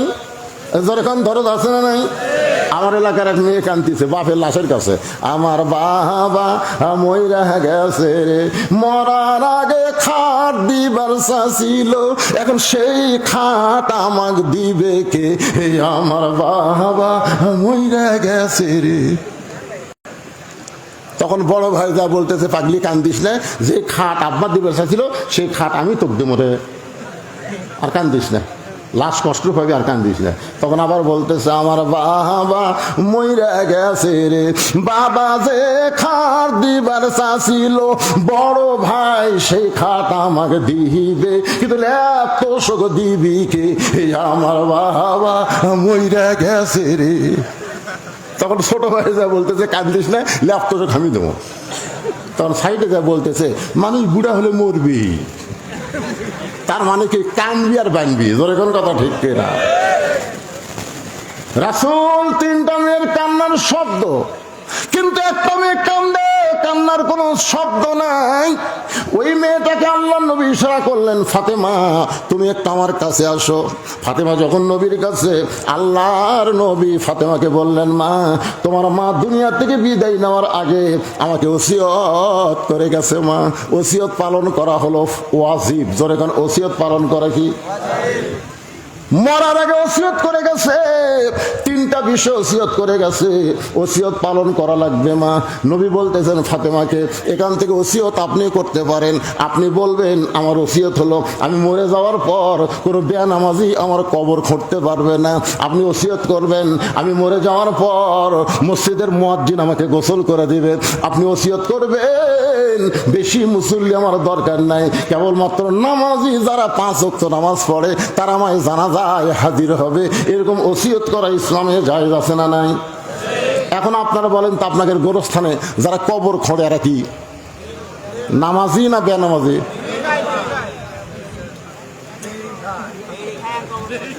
বুঝছেন? আপনারা জানেন আমার এলাকার কেউ মরলে ওরাই 5 জন, কেউ মরলে কয়জন বলতেছে, ভাই তোর বাপ তো বললো আমরা 5 জন 5 প্যাকেট সিগারেট দে, এখন আর বিড়ি খানা সিগারেট। তখন 5 প্যাকেট সিগারেট দিছে, ওরা 5 জন ওটি থাকে ধরাছে। একজন কবর খুঁড়তেছে, ওইও টানতেছে, যাই মাটি সমান করতেছে ওইও টানতেছে, যাই নিচ থেকে মাটি উপর তুলে ফেলে দিচ্ছে ওইও টানতেছে। গোরস্থানে যত ফেরেস্তা ছিল একটাও নাই, কারণ সিগারেটের গন্ধে ফেরেস্তা থাকে, সব ফেরেস্তা রাস্তায় খাড়ায় আস। আল্লাহ বলে, ওই ফেরেস্তা রাস্তাত কেন? যে হারে বিড়ি খাচ্ছে আল্লাহ, ওই ধাক দিয়ে তোমরা যাওয়ার পারতেছি না। দুই একটা বিড়ি, ওই দেওয়াল, মাটির দেওয়াল, কাঁচা দেওয়ালের সাথে বিড়ির দুর্গন্ধ লাগা আছে। দেখবেন যারা বিড়ি খায় ওর কাপড়ও বিড়ি বিড়ি গন্ধায়, ওই যে বিছনাথ থাকে ওই বিছনাথ বিড়ি বিড়ি গন্ধায়, ওই যে বালিশত ঘুম পাড়ে ওই বালিশও বিড়ি বিড়ি গন্ধায়। ওর বউ বিড়ি খায় না, কিন্তু বিড়ি খোরের সাথে থাকার কারণে ওর বউটাও বিড়ি বিড়ি গন্ধায়। জোরে এখন কথা ঠিক কিনা? এখন কবর বিড়ি বিড়ি গন্ধাচ্ছে, অক মাটি দিয়ে সবাই চলে গেছে, মুনকিন নাকি লাখ ধরে ঢুকছে, মুনকিনে কিন্তু ঢোকা লাগবেই। ঘাট ধরে তুলিছে, কে রে ভাই? হক তিনটা প্রশ্ন করা বাদ দেখে হাত ধরে, শয়তান তোর কবর খুঁজছে কে? আগে সেটা কর, তোর কবর বিড়ি বিড়ি গন্ধায় করে। তুই দুনিয়াতে ভালো মিস্ত্রি দিয়ে 3 তলা বিল্ডিং বানালি, যে মিস্ত্রি বিল্ডিং বানালে তোর বিল্ডিং থাকবে না, ধ্বংস হবে না। তুই দুনিয়াতে কয়দিন থাকলি, তার জন্য ভালো মিস্ত্রি দিয়ে বিল্ডিং বানালি। আর যে কবরে 50,000 বছর থাকা লাগবে, সেই কবর খোঁড়ার জন্য ভালো মিস্ত্রি তোর জগৎ পড়ে না? বিড়ি খোরের গোষ্ঠীরা কিরে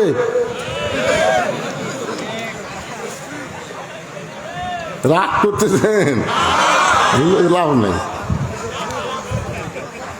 খাদিজার মতন একজন মহিষী নারী বলেছে আমার 3টা ওসিয়ত পুরা করা লাগবে। রাসূল বলে ফাতেমা, 1 নম্বর ওসিয়ত হলো তোমার মাকে কাফনের কাপড় পরাতে হবে, তোমার মাকে গোসল করাতে হবে। তোমার মা বলেছে আমার 4টা মেয়ের মধ্যে ফাতেমা যেন একা একা আমাকে গোসল করায়, ফাতেমা যেন একা একা আমাকে কাফন পরায়। ফাতেমা বলতেছে বাবা আমার মায়ের মেয়ে হলো 4টা। জোরে বলেন কয়টা? 4টা মেয়ের মধ্যে অন্য 3টা মেয়েকে বাদ দিয়া শুধু আমাকেই গোসল করাতে হবে, আমাকেই কাফনের কাপড় পরাতে হবে। ও বাবা এই কথা মা বলল, কিন্তু আমার 3টা বোন তো মনে মনে মন খারাপ করবে। রাসূল বলে ফাতেমা রে, তোমার মা যে তোমার মধ্যে কি দেখেছে, যেটা দেখার কারণে তোমার মা তোমার ব্যাপারে আমাকে ওসিয়ত করেছে। তোমার মাকে গোসল করাতে হবে, তোমার সঙ্গে কেউ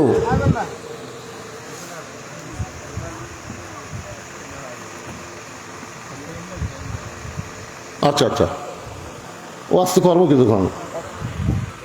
যে হারে লোক বসে আছে মনে হচ্ছে না রাত এখন 12টা বাজছে না, সারা কর্ম এটা আবার আগের কথা হলো বুঝছেন না, সেটার কথা না। আপনারা বলেন তো ভাই, এই যে রাত 12টা বাজছে, ঘড়ির দিকে রাত 12টা, এই 12টার সময় আপনাকে চেহারা দেখলে মনে হচ্ছে ঘড়ির বাজে 12টা, আর আপনাকে চেহারা দেখলে মনে হচ্ছে কেবল রাত 10টা বাজলো। জোরে কোন কথা ঠিক কিনা? এখন ফাতেমা বলতেছে বাবা আমার মা আরো 3টা বোন আছে, তাদের ব্যাপারে না বলে আমার ব্যাপারে ওসিয়ত করার কারণ কি? আল্লাহ রাসূল বলে ফাতেমা তোমার মধ্যে তোমার মা এমন কিছু দেখেছে যেটা দেখার পরই তোমাকে মেনশন করেছে। ও ফাতেমা তোমার মাকে তুমি গোসল করাও। এবার ফাতেমা একা একা মা খাদিজাকে গোসল করালেন, নিজে একা একা নিজের মাকে গোসল করালেন। গোসল শেষ হওয়ার পরে এখন বাবার কাছে বলতেছে বাবা গোসল তো হয়ে গেল, এখন কাফনের কাপড় দেন, আমার মাকে কাফনের কাপড় পরাতে চাই। সঙ্গে সঙ্গে নবী আমার ওই জুব্বা, জোরে বলেন কোন জুব্বা? যেই জুব্বা পরা অবস্থায় কোরআনের 5টা আয়াত নাজিল হয়েছে গারে হীরার ভিতরে, ওই জুব্বাটা রাসূল বের করে ফাতেমাকে দিলেন, মা এই জুব্বাটা তোমার মাকে কাফনের কাপড় পরায় দাও। ফাতেমা বলতেছে বাবা আমার মা মারা যাওয়ার সঙ্গে সঙ্গে আপনি কি এতই গরিব হয়ে গেলেন বাবা? মক্কার দোকানে কি নতুন কোনো কাপড় নাই? নতুন কোনো কাপড় না দিয়া এই পুরাতন জুব্বাখান আমার মাকে কাফনের কাপড় দেন। রাসূল বলে ফাতেমা তুমি কি বলবার চাও? ফাতেমা বলতেছে বাবা আমি মায়ের মুখে শুনেছি আপনি যখন মায়ের বাড়িতে রাখাল ছিলেন এমন সময় আমার মা ছিল মক্কার সবচাইতে ধনবতী রমণী, মক্কার সবচাইতে ধনবতী রমণী, রাখালকে স্বামী হিসাবে গ্রহণ করেছিল। ও বাবা আজকে এত বড় ধনী রমণী আমার মা দুনিয়া থেকে বিদায় নিল, নতুন কোনো কাপড় না দিয়া এই পুরাতন জুব্বা কেন কাফনের কাপড় দিবেন? রাসূল বলে ফাতেমা রে এই জুব্বা দুনিয়ার সাধারণ কোনো জুব্বা নয় মা, এই জুব্বার সঙ্গে আল্লাহর কোরআনের সম্পর্ক রয়েছে। আপনারা বলেন তো কোরআনের সম্পর্ক যার সাথে থাকে তার দাম কমে না বাড়ে? আমির হামজার সাথে কিসের সম্পর্ক? মামুনুল হকের সাথে কিসের সম্পর্ক? খালি ফেসবুক খুলে দেখেন, এখনো মুক্তি পায়নি, ওটা ফেসবুক দখল করছে। কোরআনের সঙ্গে যার সম্পর্ক, বাংলার জমিনে হয়তো তার দাম না বাড়লেও সম্মান কিন্তু কমেনি। জোরে কোন কথা ঠিক কিনা? আপনারা বলেন তো ভাইজান, আপনাকে মসজিদে জুমার দিনে যদি এমপি সাহেব আসে, তো তখন সবাই বলবে এমপি সাহেব আজকে জুমার দিন নামাজটা পড়াবো। মসজিদের মধ্যে ঢোকার পরে আপনার বলেন তো কোন একটা লোক কি বলবে এমপি সাহেব আপনি আজকে খুতবা দেন? বলবে আজকে আপনি একটু নামাজ পড়ান। তার মানে কি বোঝা গেল? এমপি সাহেবের দাম আছে জায়গা বুঝে। মাত্র ভাইরে ওর বাপ অটো ভ্যান চালায়, মাদ্রাসা পড়াছে, ওই এখন হাফেজ দাওরা আলেম হচ্ছে, ওই এখন মসজিদে মেম্বার একটা এরকম একটা চেয়ারে বসে ওয়াজ করতেছে, আর এমপি সাহেব সামনে কাতারে বসে আসামের মতন শুনতেছে, লোক ঝুঁকা থেকে ওয়াজ করতেছে। এমনি দাঁত মোট কামলাই রে, আর কিছুই নাই রে। তারপরে যখন নামাজের সময় হলো, এমপি সাহেবের দিকে ইমাম সাহেব তাকায় দেখে মাইরিয়া খায়া বুঝলেন উরা তার পেট এত মোটা করছে। ইমাম বলতেছে আজকে তো রুকুর মধ্যে সাইজ কর্ম, কারণ যার উরাত মোটা পেট মোটা এক জায়গার তারা খুব বিপদে থাকে, সেটা হলো নামাজের রুকু। ধরে কন কি দেখুন, ওরা কিন্তু ফিট বেকা না করতে খারাপ হয়। ইমাম কয় আজকে সওয়াবেল আজিম তাই নিয়ে টেনা কোমরে রুকুর যা সওয়াবেল আজিম সুবহান রাব্বিয়াল আযীম। ইমামকে যতই মাজা কষা মাথা তুলবার পারবে, যতক্ষণ আমি না তুলবো। জোরে কোন কথা ঠিক কিনা? কোরআনের সঙ্গে যার সম্পর্ক, একই গাছের কাঠ দিয়ে তিনটা জিনিস বানাইছে, একটা হলো খাট, একটা হলো সোফা, আর একটা হলো রেহাল। একই গাছের কাঠ দিয়ে তিনটা জিনিস বানাইছে, একটা হলো খাট, একটা হলো সোফা, আর একটা হলো রেহাল। আপনার বলেন তো এই তিনটা জিনিসের মধ্যে দাম বেশি কার? খাটের সাথে মানুষের সম্পর্ক, সোফার সাথে মানুষের সম্পর্ক, আর রেহালের সাথে আল্লাহর কোরআনের সম্পর্ক। শুধু কোরআনের সম্পর্ক থাকার কারণে একটা কাঠের রেহালের দাম যদি বাইরা যায়, তাহলে সেই কোরআনের সাথে আমাদের সম্পর্ক করার দরকার আছে না? না, কারা কারা করবেন? দুই হাত করে আমার আল্লাহকে একটু দেখান। লিল্লাহি তাকবীর, হাত নামান। আল কোরআনের আলো না, ওটাও নয়। শোনেন, এই যে সংসদে জ্বলার কথা বললে এক দল বলবি, আর ওই দল না না না তা বলবেন কেন? অ্যাঙ্গেলে মার দিবে। অ্যাঙ্গেলের মার কি জানেন? আল কোরআনের আলো সব জায়গায় যা আলো। আপনারা বলেন সব জায়গা বললে এর মধ্যে সংসদ আছে না নাই? তাহলে আমরা খামাকা সংসদের কথা কই। আগামী কয়েকদিন পরে আমার আর একটা মাহফিল আছে নাই? এরা কি এরাও ফাঁকা না রে? ওটা তো সংসদের লোকরে অকারায় শ্রদ্ধা যাবে না। দরকার কি ভাই? অ্যাঙ্গেলে মার দিয়ে যায়। ধরে কোন কথা ঠিক কি না? হ্যাঁ, গলা খাঁকড়ে দেন। আল কোরআনের আলো, কোরআন হাদিস যেখানে, দুনিয়ার মুসলমান লিল্লাহি তাকবীর। সঙ্গে সঙ্গে ফাতেমা বুঝবার পারছে এই জুব্বার সঙ্গে আল্লাহর কোরআনের সম্পর্ক আছে। রাসূল বলে, ফাতেমা এই জুব্বা আমি তোমার মাকে দেইনি মা, তোমার মা আমার কাছে চেয়েছে। ফাতেমা জুব্বাখানা নিয়ে মা খাদিজাকে পড়াতে গেলেন। নবী আমার পিছনে পিছনে ফাতেমাকে সামনে দিলেন। ফাতেমা যখন মা খাদিজার লাশের ঘরে ঢুকলো, এমন সময় নবী দরজা বন্ধ করে দিলেন। ওই জুব্বাটা পরানোর পরে ফাতেমা দরজা খুলতেছে। নবী তাকায় দেখে ফাতেমার মুখে মুচকি মুচকি হাসি। নবী চমকে গিয়ে বলে, ফাতেমা কানতে কানতে তুমি জুব্বা নিয়ে তোমার মাকে কাফনের কাপড় পরাতে ঢুকলা, কিন্তু জুব্বা পরানোর পরে তুমি হাসতে হাসতে দরজা খুললা। ফাতেমা বলে, বাবা কানতে কানতে ঢুকলাম এটাও আপনি জানেন, হাসতে হাসতে দরজা খুললাম এটাও আপনি জানেন। রাসূল বলে, ফাতেমা তুমি কানতে কানতে ঢুকলে এটা আমি জানি, কারণ মেয়ে তার মাকে কাপড়ের কাপড় পরাবে অবশ্যই কানবে, কিন্তু হাসতে হাসতে দরজা খুললে আমি নবী জানি না। সোনালা কন্যা খেল। এখান থেকে আপনাদের ঈমান কি বলে? নবী গায়েব জানে? জোরে বলে, নবী গায়েব জানে? ফাতেমা কানতে কানতে ঢুকেছে এটা নবী জানে, কিন্তু হাসতে হাসতে দরজা খুলছে এটা নবী জানে না। ও ফাতেমা তুমি হাসতে হাসতে দরজা খুললে কেন মা? ফাতেমা বলে, বাবা কানতে কানতে ঢুকলাম এটা যেমন আপনি জানেন, হাসতে হাসতে দরজা খুললাম এটা যখন আপনি জানেন না, আমি কি জন্য হাসতে হাসতে দরজা খুললাম বাবা, আপনি কি শুনবার চান? রাসূল বলে, ফাতেমা আমি শুনতে চাই। ফাতেমা বলেন, বাবা তাহলে এই মুহূর্তে আমি হলাম বক্তা আর আপনি হলেন শ্রোতা। ফাতেমা কি? নবী কি বলতেছেন? তুই হাসতে হাসতে দরজা কেন খুললি? এটা আমি নবী শুনবার চাই।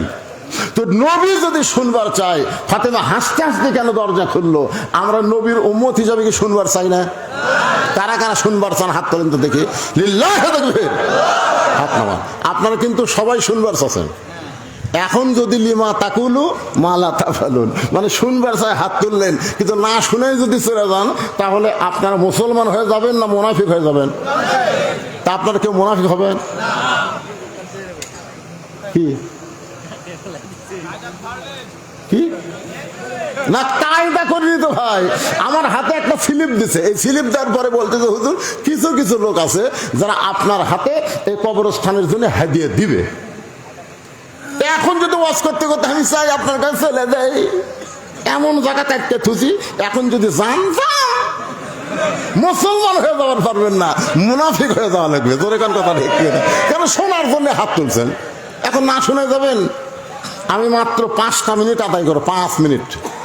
সেটা আপনাদের মধ্যে গামছা দেওয়া হবে, ব্যাগ দেওয়া হবে, গামছা ব্যাগের মধ্যে যে যা পারবেন এই যে ব্যাগ লে দাও। জামাই আমার আদায় করছে, আমার করা লাগে না, যে জামাই থাকে সেটা শ্বশুর মাপ, বুঝলেন না? তো এই গামছাটা আদায় করেনি, এই জন্য 5টা মিনিট আপনাদের কাছে ব্যাগ যাবে। জীবনের শেষ দান মনে করে, হয়তো মনে করবেন হুজুর এরপরে আর দান করার হয়তো হায়াত নাই, আজকে আমার জীবনের শেষ দান মনে করে, আল্লাহর কোরআনকে মহব্বত করে এই কবরস্থানে যাদের বাপ মা গেছে তাদের বাপ মার কবরকে জান্নাত বানানোর জন্য আল্লাহর হস্তে দান করবেন। দানকারী গো পিতা মাতা, সুখের আইকো কবরে নূরের টুপি পরাইয়া উঠাবেন রোজ হাসরে। এই ব্যাগলা নামো, ব্যাগলা কয় ব্যাগলা নামছে রে? আমার মায়েদের মধ্যে কে আদায় করবে? এই মায়ের মধ্যে আদায় হয়েছে, মেয়েদের মধ্যে হচ্ছে?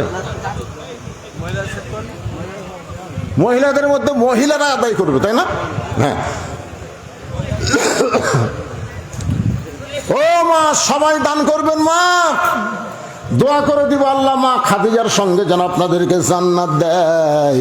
জান্নাতুল বাকির মধ্যে যে মেয়েটা শুয়ে আছে তার নাম হলো ফাতেমা, আর জান্নাতুল মাওয়ার মধ্যে যিনি শুয়ে আছেন তার নাম হলো খাদিজা। মা আছে মক্কায় আর মেয়ে আছে মদিনায়। জান্নাতুল মা হলো মক্কায় আর জান্নাতুল বাকি হচ্ছে মদিনায়। গভীর রাতে হযরত আলী ফাতেমাকে দাফন করেছে। দিনের বেলায় ফাতেমা মরে নাই, রাতের বেলায় মারা গেছে। রাতের বেলায় তাকে দাফন করা হয়েছে। দাফন করার পরে হযরত আলী আল্লাহর কাছে বলতেছে, আল্লাহ ফাতেমার পর্দাকে কবুল করো, ফাতেমাকে কবুল করে নাও। এই দোয়া করার পরে তাকায় দেখে সামনে কয়েকটা পুরাতন কবর দেখা যায়। এইমাত্র ফাতেমার কবর দিছে, সেই নতুন কবর আর আলী দেখতে পায় না। নিজে দাফন করার পরে তার বিবির নতুন কবর আর দেখতে পায় না। গোটা জান্নাতুল বাকি দৌড়ার কান্দার বলে, ফাতেমার কবর কোথায়? ফাতেমার কবর। কে যেন ডাক দেবে, আলী রে ফাতেমা পর্দা নিশি, আমি আল্লাহ জহুরা ডিগ্রি দিয়ে ফাতেমার কবরটাকে কিয়ামত পর্যন্ত পর্দা করে দিয়েছি। সেই ফাতেমার কবর হলো জান্নাতুল বাকি মদিনায়। আর খাদিজাকে নেওয়াজ করতেছি, তার কবর কাবার পাশে জান্নাতুল মাওয়ায়। আল্লাহর নবী বললেন, ফাতেমা কানতে কানতে তুমি জুব্বা নিয়ে ঢুকলে, তোমার তোমার মাকে কাফনের কাপড় পরায়া হাসতে হাসতে তুমি দরজা খুললে। তুমি কেন হাসতে হাসতে দরজা খুললে মা? আমি নবী জানতে চাই। ফাতেমা বললেন, বাবা তাহলে আপনি বসেন, আপনি হলেন শ্রোতা আর আমি ফাতেমা হলাম বক্তা। ফাতেমা কি? ফাতেমা বলবে, নবী শুনবে, আপনারাও শুনবেন। আরে বাবা, আমি যখন আমার মাকে কাফনের কাপড় পরাবার গেছি, ইয়ানজুরু বিনুরিল্লাহ, আল্লাহ রাসূল বলেছেন ইত্তাকু ফিরাসাতাল মুমিনিনা ফাইন্নাহু ইয়ানজুরু বিনুরিল্লাহ। যারা প্রকৃত মুমিন হবে তারা তোমাদের মতন দুই চোখ দিয়ে দেখবে না, তাদের দেখার জন্য আল্লাহ আর একটা চক্ষু দিয়েছে। সেই চক্ষু হলো অন্তরের চোখ। সেই চোখ কিন্তু দুনিয়ার সূর্য চন্দ্র দিয়ে দেখে না, লাইট দিয়ে দেখে না। সেই চক্ষু দেখে আল্লাহর নূর দিয়া। সুবহানাল্লাহ কান্না। এই ছেলেরা সব হাসতেছে, এই বাদাম খাওয়া পাটি কি রে, খালি হাসতেছে। কে পাগলা? বসো বাবা, পাগলা বসো। পাগলা কোনদিন পরিষ্কার করে? আপনারাই পাগলা অপরিষ্কার জায়গায় বসে আছেন। দেখেন ওই কি পরিষ্কার দেখছেন, সব সাফ করতেছে। সুদ পেটি, আচ্ছা সুতুক, তাও ভালো জায়গায় সুদ পিড়ে। শোনেন গুরুত্বপূর্ণ কথা, মানুষের চোখ কয়টা? দুটো। এই এখনকার ছেলেবেলে তো তাই শিখবি, আই রাই টিয়ে লায়ে ভরা দিয়ে লাল হয়ে গেল, বোয়াল মাছে তাই না দেখে ভোদল নাচে, এরা কি শিখবি? আপনি কি পড়ছেন? হ্যাঁ আচ্ছা না পারি, আপনি কি পড়ছেন? একে চন্দ্র, দুয়ে পক্ষ, তিনে নিত্র। আপনারা বলেন তো নিত্র মানে কি? এই যে কর পারে আজকে শুনে না, নিত্র মানে চোখ। তাহলে মানুষের চোখ কয়টা? তিনটে। আর আমাদের চোখ কয়টা? দুটে। খালি দুই চোখ দিয়ে দেখি এটা কার বউ রে, এটা কার বাড়ি রে। অন্তরের চক্ষু যদি খোলা থাকতো তাহলে কারু বউ কারু বাড়ি না দেখে বারবার কবরের দিকে নজর যেত, কবরের দিকে। আমার এক বন্ধু বগুড়া শহরে একটা বাসা করছে, আমাকে মাঝে মধ্যেই বলে, হুজুর একদিন একটু আসবেন আমার বাসায় দোয়া করার জন্য। আমি একবার গেলাম, যাই দেখি বিশাল একটা গেট। আমি বললাম এই বাড়ি কার? আমার বন্ধু মুচকি মুচকি হাসে। আমার হাসো কেন? বলে কোটি কোটি টাকা খরচ করে বাড়ি বানাছে। আমি বললাম কি? এটার নাম বাসা রে, আপনি মরানা মানুষ তো, আপনাকে হুঁশ বুদ্ধি কম। এটা বাড়ি, এটা হলো বাসা। গ্রামে যেগুলো থাকে এগুলো হচ্ছে বাড়ি, আর শহরের যেগুলো বিল্ডিং এগুলো হচ্ছে বাসা। আমি বললাম ভাই রে, তাহলে আব্দুল আলিম কি ভুল করছে? আমার বন্ধু বলতেছে আব্দুল আলিম কি কইছে? আমি তখন একটা গান গাইলাম, এ পাহাড়ে তোর বসত বাড়ি, ওই পারে তোর বাসা। এটা কি দুই চোখের গান? চোখ বন্ধ করেন। এ পাহাড়ে তোর বসত বাড়ি, ওই পারে তোর বাসা। ভব দরিয়ায় পাড়ি দিতে, ভব দরিয়ায় পাড়ি দিতে কেমনে করলি আশা। এ পাহাড়ে তোর বসত বাড়ি, ওই পারে তোর বাসা। দুনিয়ার বাড়িতে কিছুদিন বসত করতে পারবি, থাকতে পারবি না, থাকতে পারবি না। জান্নাত হলো তোমার বাসা।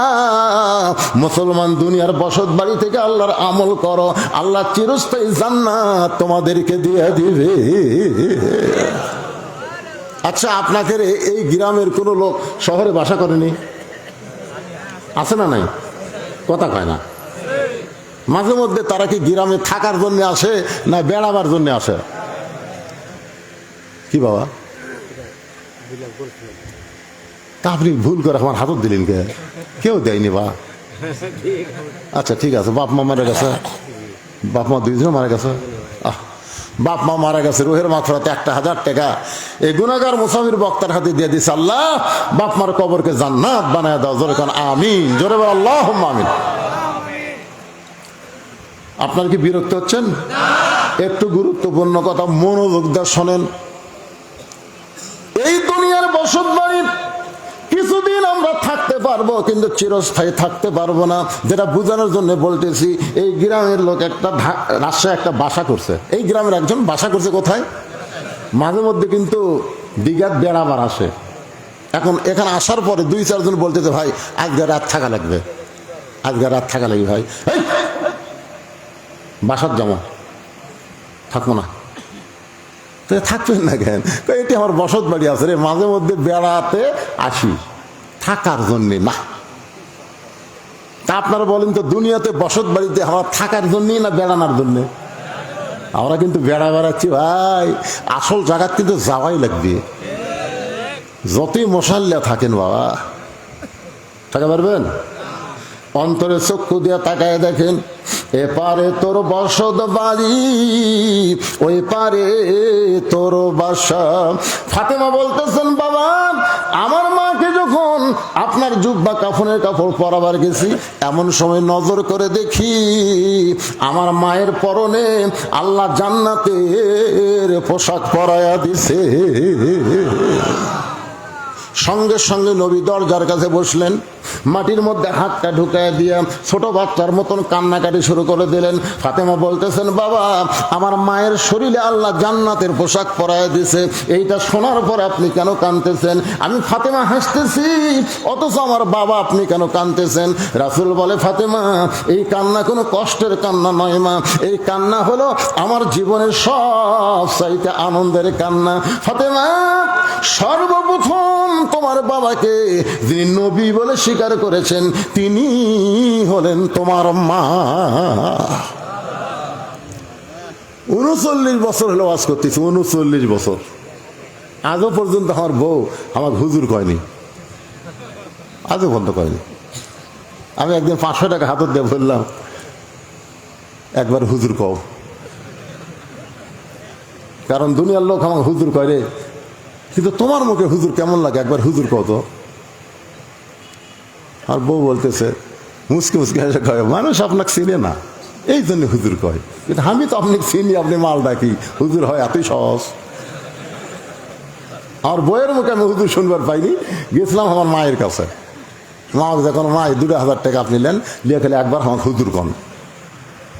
মা কয়, তুই আমার হুজুর কবে থেকে হইলি, তুই না আমার চললে।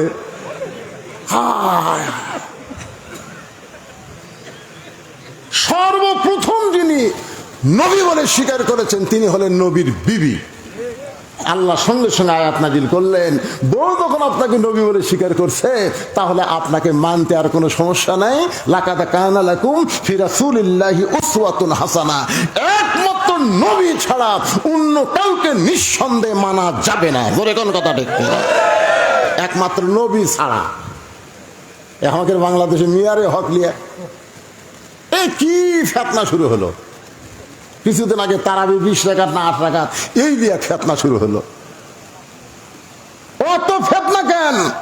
আল্লাহ কোরআনে ডাইরেক্ট বলেছেন, আতিউল্লাহ ওয়া আতিউর রাসূল ওয়া উলিল আমরি মিনকুম। এখানে আল্লাহ বলতে পারতেন আতিউল্লাহ ওয়া আতিউর রাসূল ওয়া আতিউ উলিল আমরি মিনকুম। ও আতিউ কেন বললেন না? কারণ উলিল আমরকে তোমরা কতক্ষণ মানবা, যতক্ষণ উলিল আমর নবী রাসূলের তরিকা মোতাবেক থাকবে। মনে করেন ইমাম সাহেব যদি আসরের 4 রাকাত নামাজ 2 রাকাত বসিছে, 3 রাকাত আবার হচ্ছে, তখন আপনারা কি বলবেন?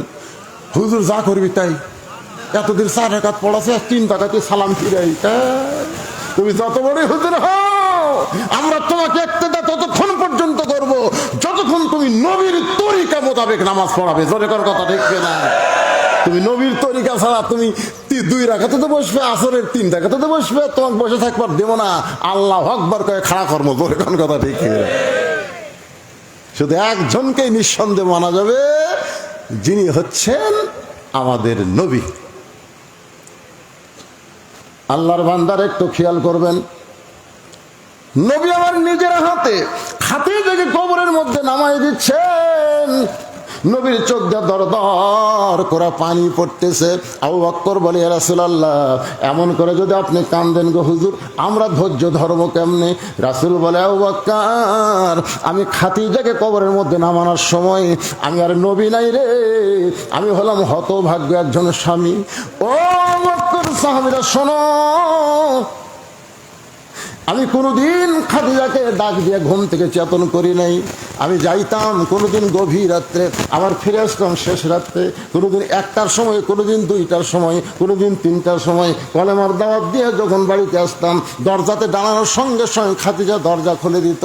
আমি চমকে গিয়ে বলতাম, খাদিজা আপনার তো ডাকা লাগে না, আমি আসা মাত্রই দরজা খুলে দেন, আপনার চোখে কি ঘুম ধরে না? খাদিজা বলে, রাসূলুল্লাহ আপনি যখন কলেমার দাওয়াত দিবার বের হয়ে যান, আমি তখন দরজার কাছে দাঁড়িয়ে থাকি।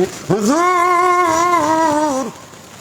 আমি বিশ্বাস করি আপনি আবার দাওয়াত শেষ করে আপনার বিবির কাছে ফেরত আসবেন। আপনি হলেন নিষ্কাম্বর। যখন দরজার ওই পারে দাঁড়ান, সঙ্গে সঙ্গে আমি বুঝতে পারি আমার নবী এসেছে। আমি দরজা খুলে দিই। রাসূল বলে, খাদিজা তাহলে কি আপনি ঘুমাবেন না? খাদিজা বলে, হুজুর সেই দিন একলা ঘুমাবো যেদিন আমার মরণ হবে। রাসূল বলে, আবু বকর আজকে খাদিজা ঘুমায় গেছে রে, আমি নবী ঘুমাবার পারি নাই। এই কথা মনে হয় চোখ দিয়ে দর দর করে পানি পড়তেছে। কবরে মাটি দেওয়ার পর সবাই যখন কবর থেকে চলে যায়, আল্লাহর নবী খাদিজার কবর ছাড়েন না, ঘন্টার পর ঘন্টা কবরের কাছে দাঁড়িয়ে থাকেন। এক সময় আল্লাহ বলে, হাবিব সমস্ত সাহাবীরা কবর ছেড়ে চলে গেল, আপনি কেন খাদিজার কবর ছাড়েন না? রাসূল বলে, আল্লাহ খাদিজার কবরে কি মুনকির নাকির পাঠাবেন না? মুনকির নাকির চিন্তা প্রশ্ন করবে, আমার খাদিজা উত্তর দিবার পারবে না, আমি হচ্ছে খাদিজার পক্ষে উত্তর দিবার চাই। আল্লাহ বলে, হাবিব শুধু খাদিজা নয়, আমার সমস্ত বান্দা যারা কবরে আসবে তাদেরকে মুনকির নাকির প্রশ্নের উত্তর দেওয়া লাগবে। এই যে আপনারা যদি যান, শোনেন, মুনকির নাকির এসে বলবে, মান রব্বুকা, তোমার রবকে। তখন আপনার নামাজ, আপনি তো ঘুমের মধ্যে থাকবেন, আপনার নামাজ খারাপ হবে। হ্যাঁ মুনকির নাকির, কাকে রব সম্পর্কে প্রশ্ন করিস? জানিস না এই লোকটা দৈনিক কয়বার নামাজ পড়ছে? তাহলে দৈনিক যদি 5 বার 5 ওয়াক্ত ফরজ নামাজ পড়ে, নফল সুন্নত তো আছেই, তাহলে 10 বছর থেকে যে 70 বছরের মূল্য, কত ওয়াক্ত নামাজ পড়লো হিসাব দে। মুনকির নাকির আমাদের খেয়াল করলে না, তো প্রশ্ন করিস। যেই লোকটা মসজিদে গিয়ে নামাজের নিয়ত করার পরেই বলেছে আলহামদুলিল্লাহি রাব্বিল আলামিন, রুকুতে গিয়ে বলে সুবহান রাব্বিয়াল আযীম, সিজদাত গিয়ে বলে সুবহান রাব্বিয়াল আলা, এতবার রব রব করে এসে কবরে কেবল আরামত ঘুম দিছে, আবার রব।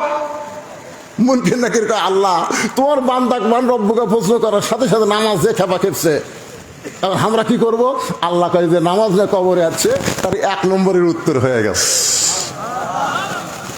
বেনামাজি, ও বেনামাজি, খালি মরে দেখ, চাপা সোজা করে দিবি। ওই যে একটা গান আছে, ছোটবেলা শুনছি, এখন আর হয় না বারে। যদি ফুলগুলো হয় অভিমানে ঝরে যায়, আমি মালা গেথে বলো কারে পরাবো, সে যে কেন এলো না, কিছু ভালো লাগে না, কবরে আসুক তার হিয়ান সাই সুরিব। 2 নম্বর প্রশ্ন করবো, আমার দিন মামুনুল হকের দিন, আল্লামা সাঈদীর দিন, আমির হামজার দিন।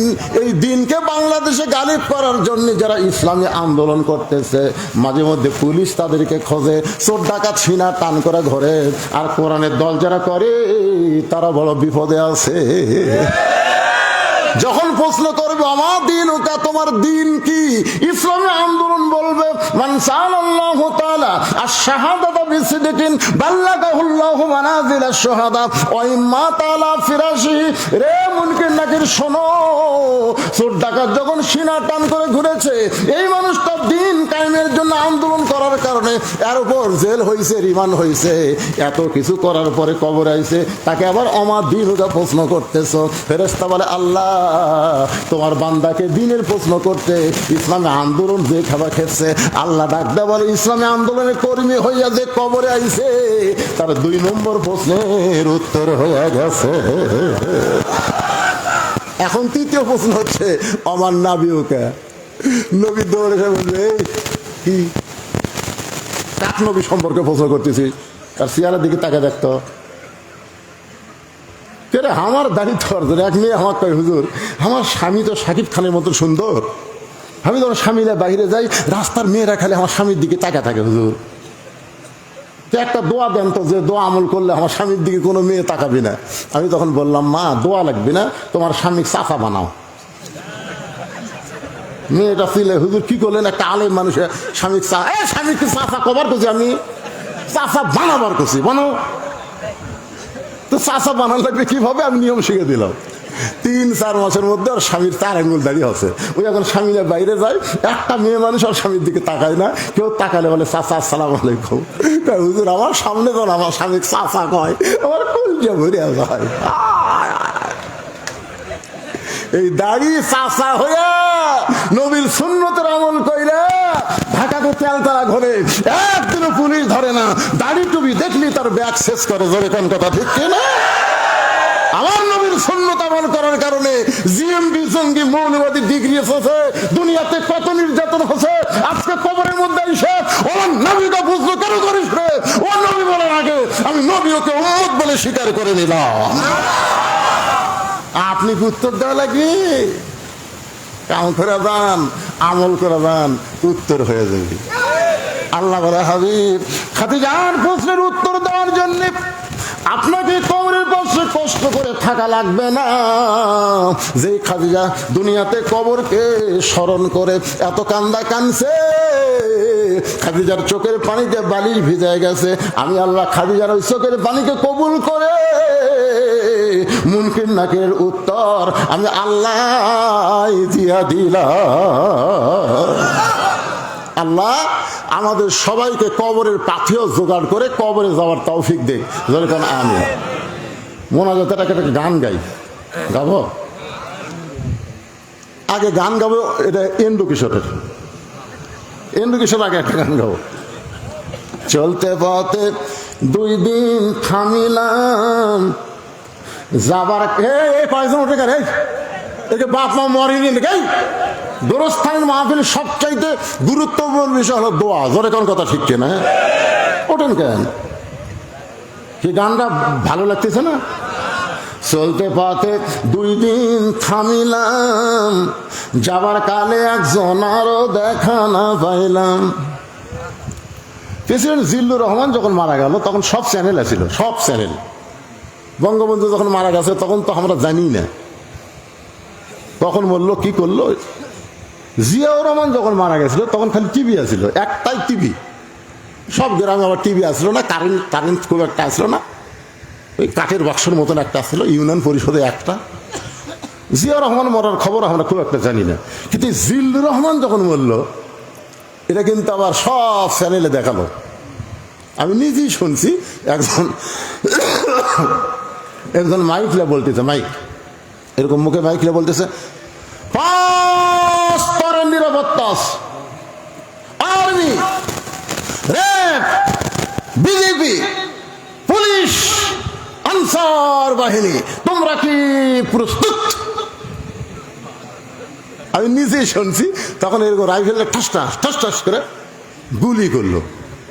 তখন মুনকির নাকির বলতেছে, আল্লাহ যে হারে নিরাপত্তা দেওয়া শুরু হলো, আমরা কি ফেরত যাবো?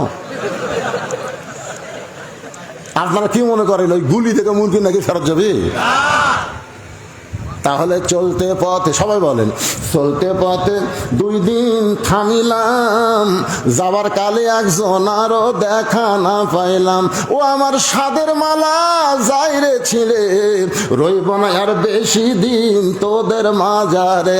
ডাক দিয়েছেন দয়াল বাদ্যে আল্লাহ কবেন, ডাক দিয়েছেন আল্লাহ আমারে, রইব না আর বেশি দিন তোদের মাজারে। এখন আসেন একটা গজল গাই। কিন্তু যেদিন ডাক পড়িবে কবর মাঝে যাইতে, জোগাড় কিছু করছো বন্ধু তার মাঝে বিছাইতে। ডানে কবর বামে কবর নিচে কবর আছে যে, ওপর দিকে চাইয়া দেখো বাঁশের ছাউনি দিছে কে। এমন আজাব দিবে রে ভাই, এমন আজাব দিবে রে ভাই, যায় কবরের ওই মাটিতে, গলা ফেটে রক্ত ঝরবে চিৎকারেরও চোটেতে। যে কোনো সময় আমার মৃত্যু হবে, যারা মারা গেছে তাদের জন্য দোয়া করব, আর যারা জীবিত আছি আমরা যেন মুসলমান হয়ে মরতে পারি। এজন্য সবাই ইস্তেগফার করেন, আস্তাগফিরুল্লাহাল্লাযী লা ইলাহা ইল্লা হুয়াল হাইয়ুল কাইয়্যুম ওয়া আতুবু ইলাইহি। একজন আল্লাহর বান্দা নাম হলো আব্দুল গনি 1000, রাজীব দিছে 1000, শাহিন 3000, নয়ন দিছে 1000, শাহানা দিছে 1000, আর জিয়া হিন্দু পাড়া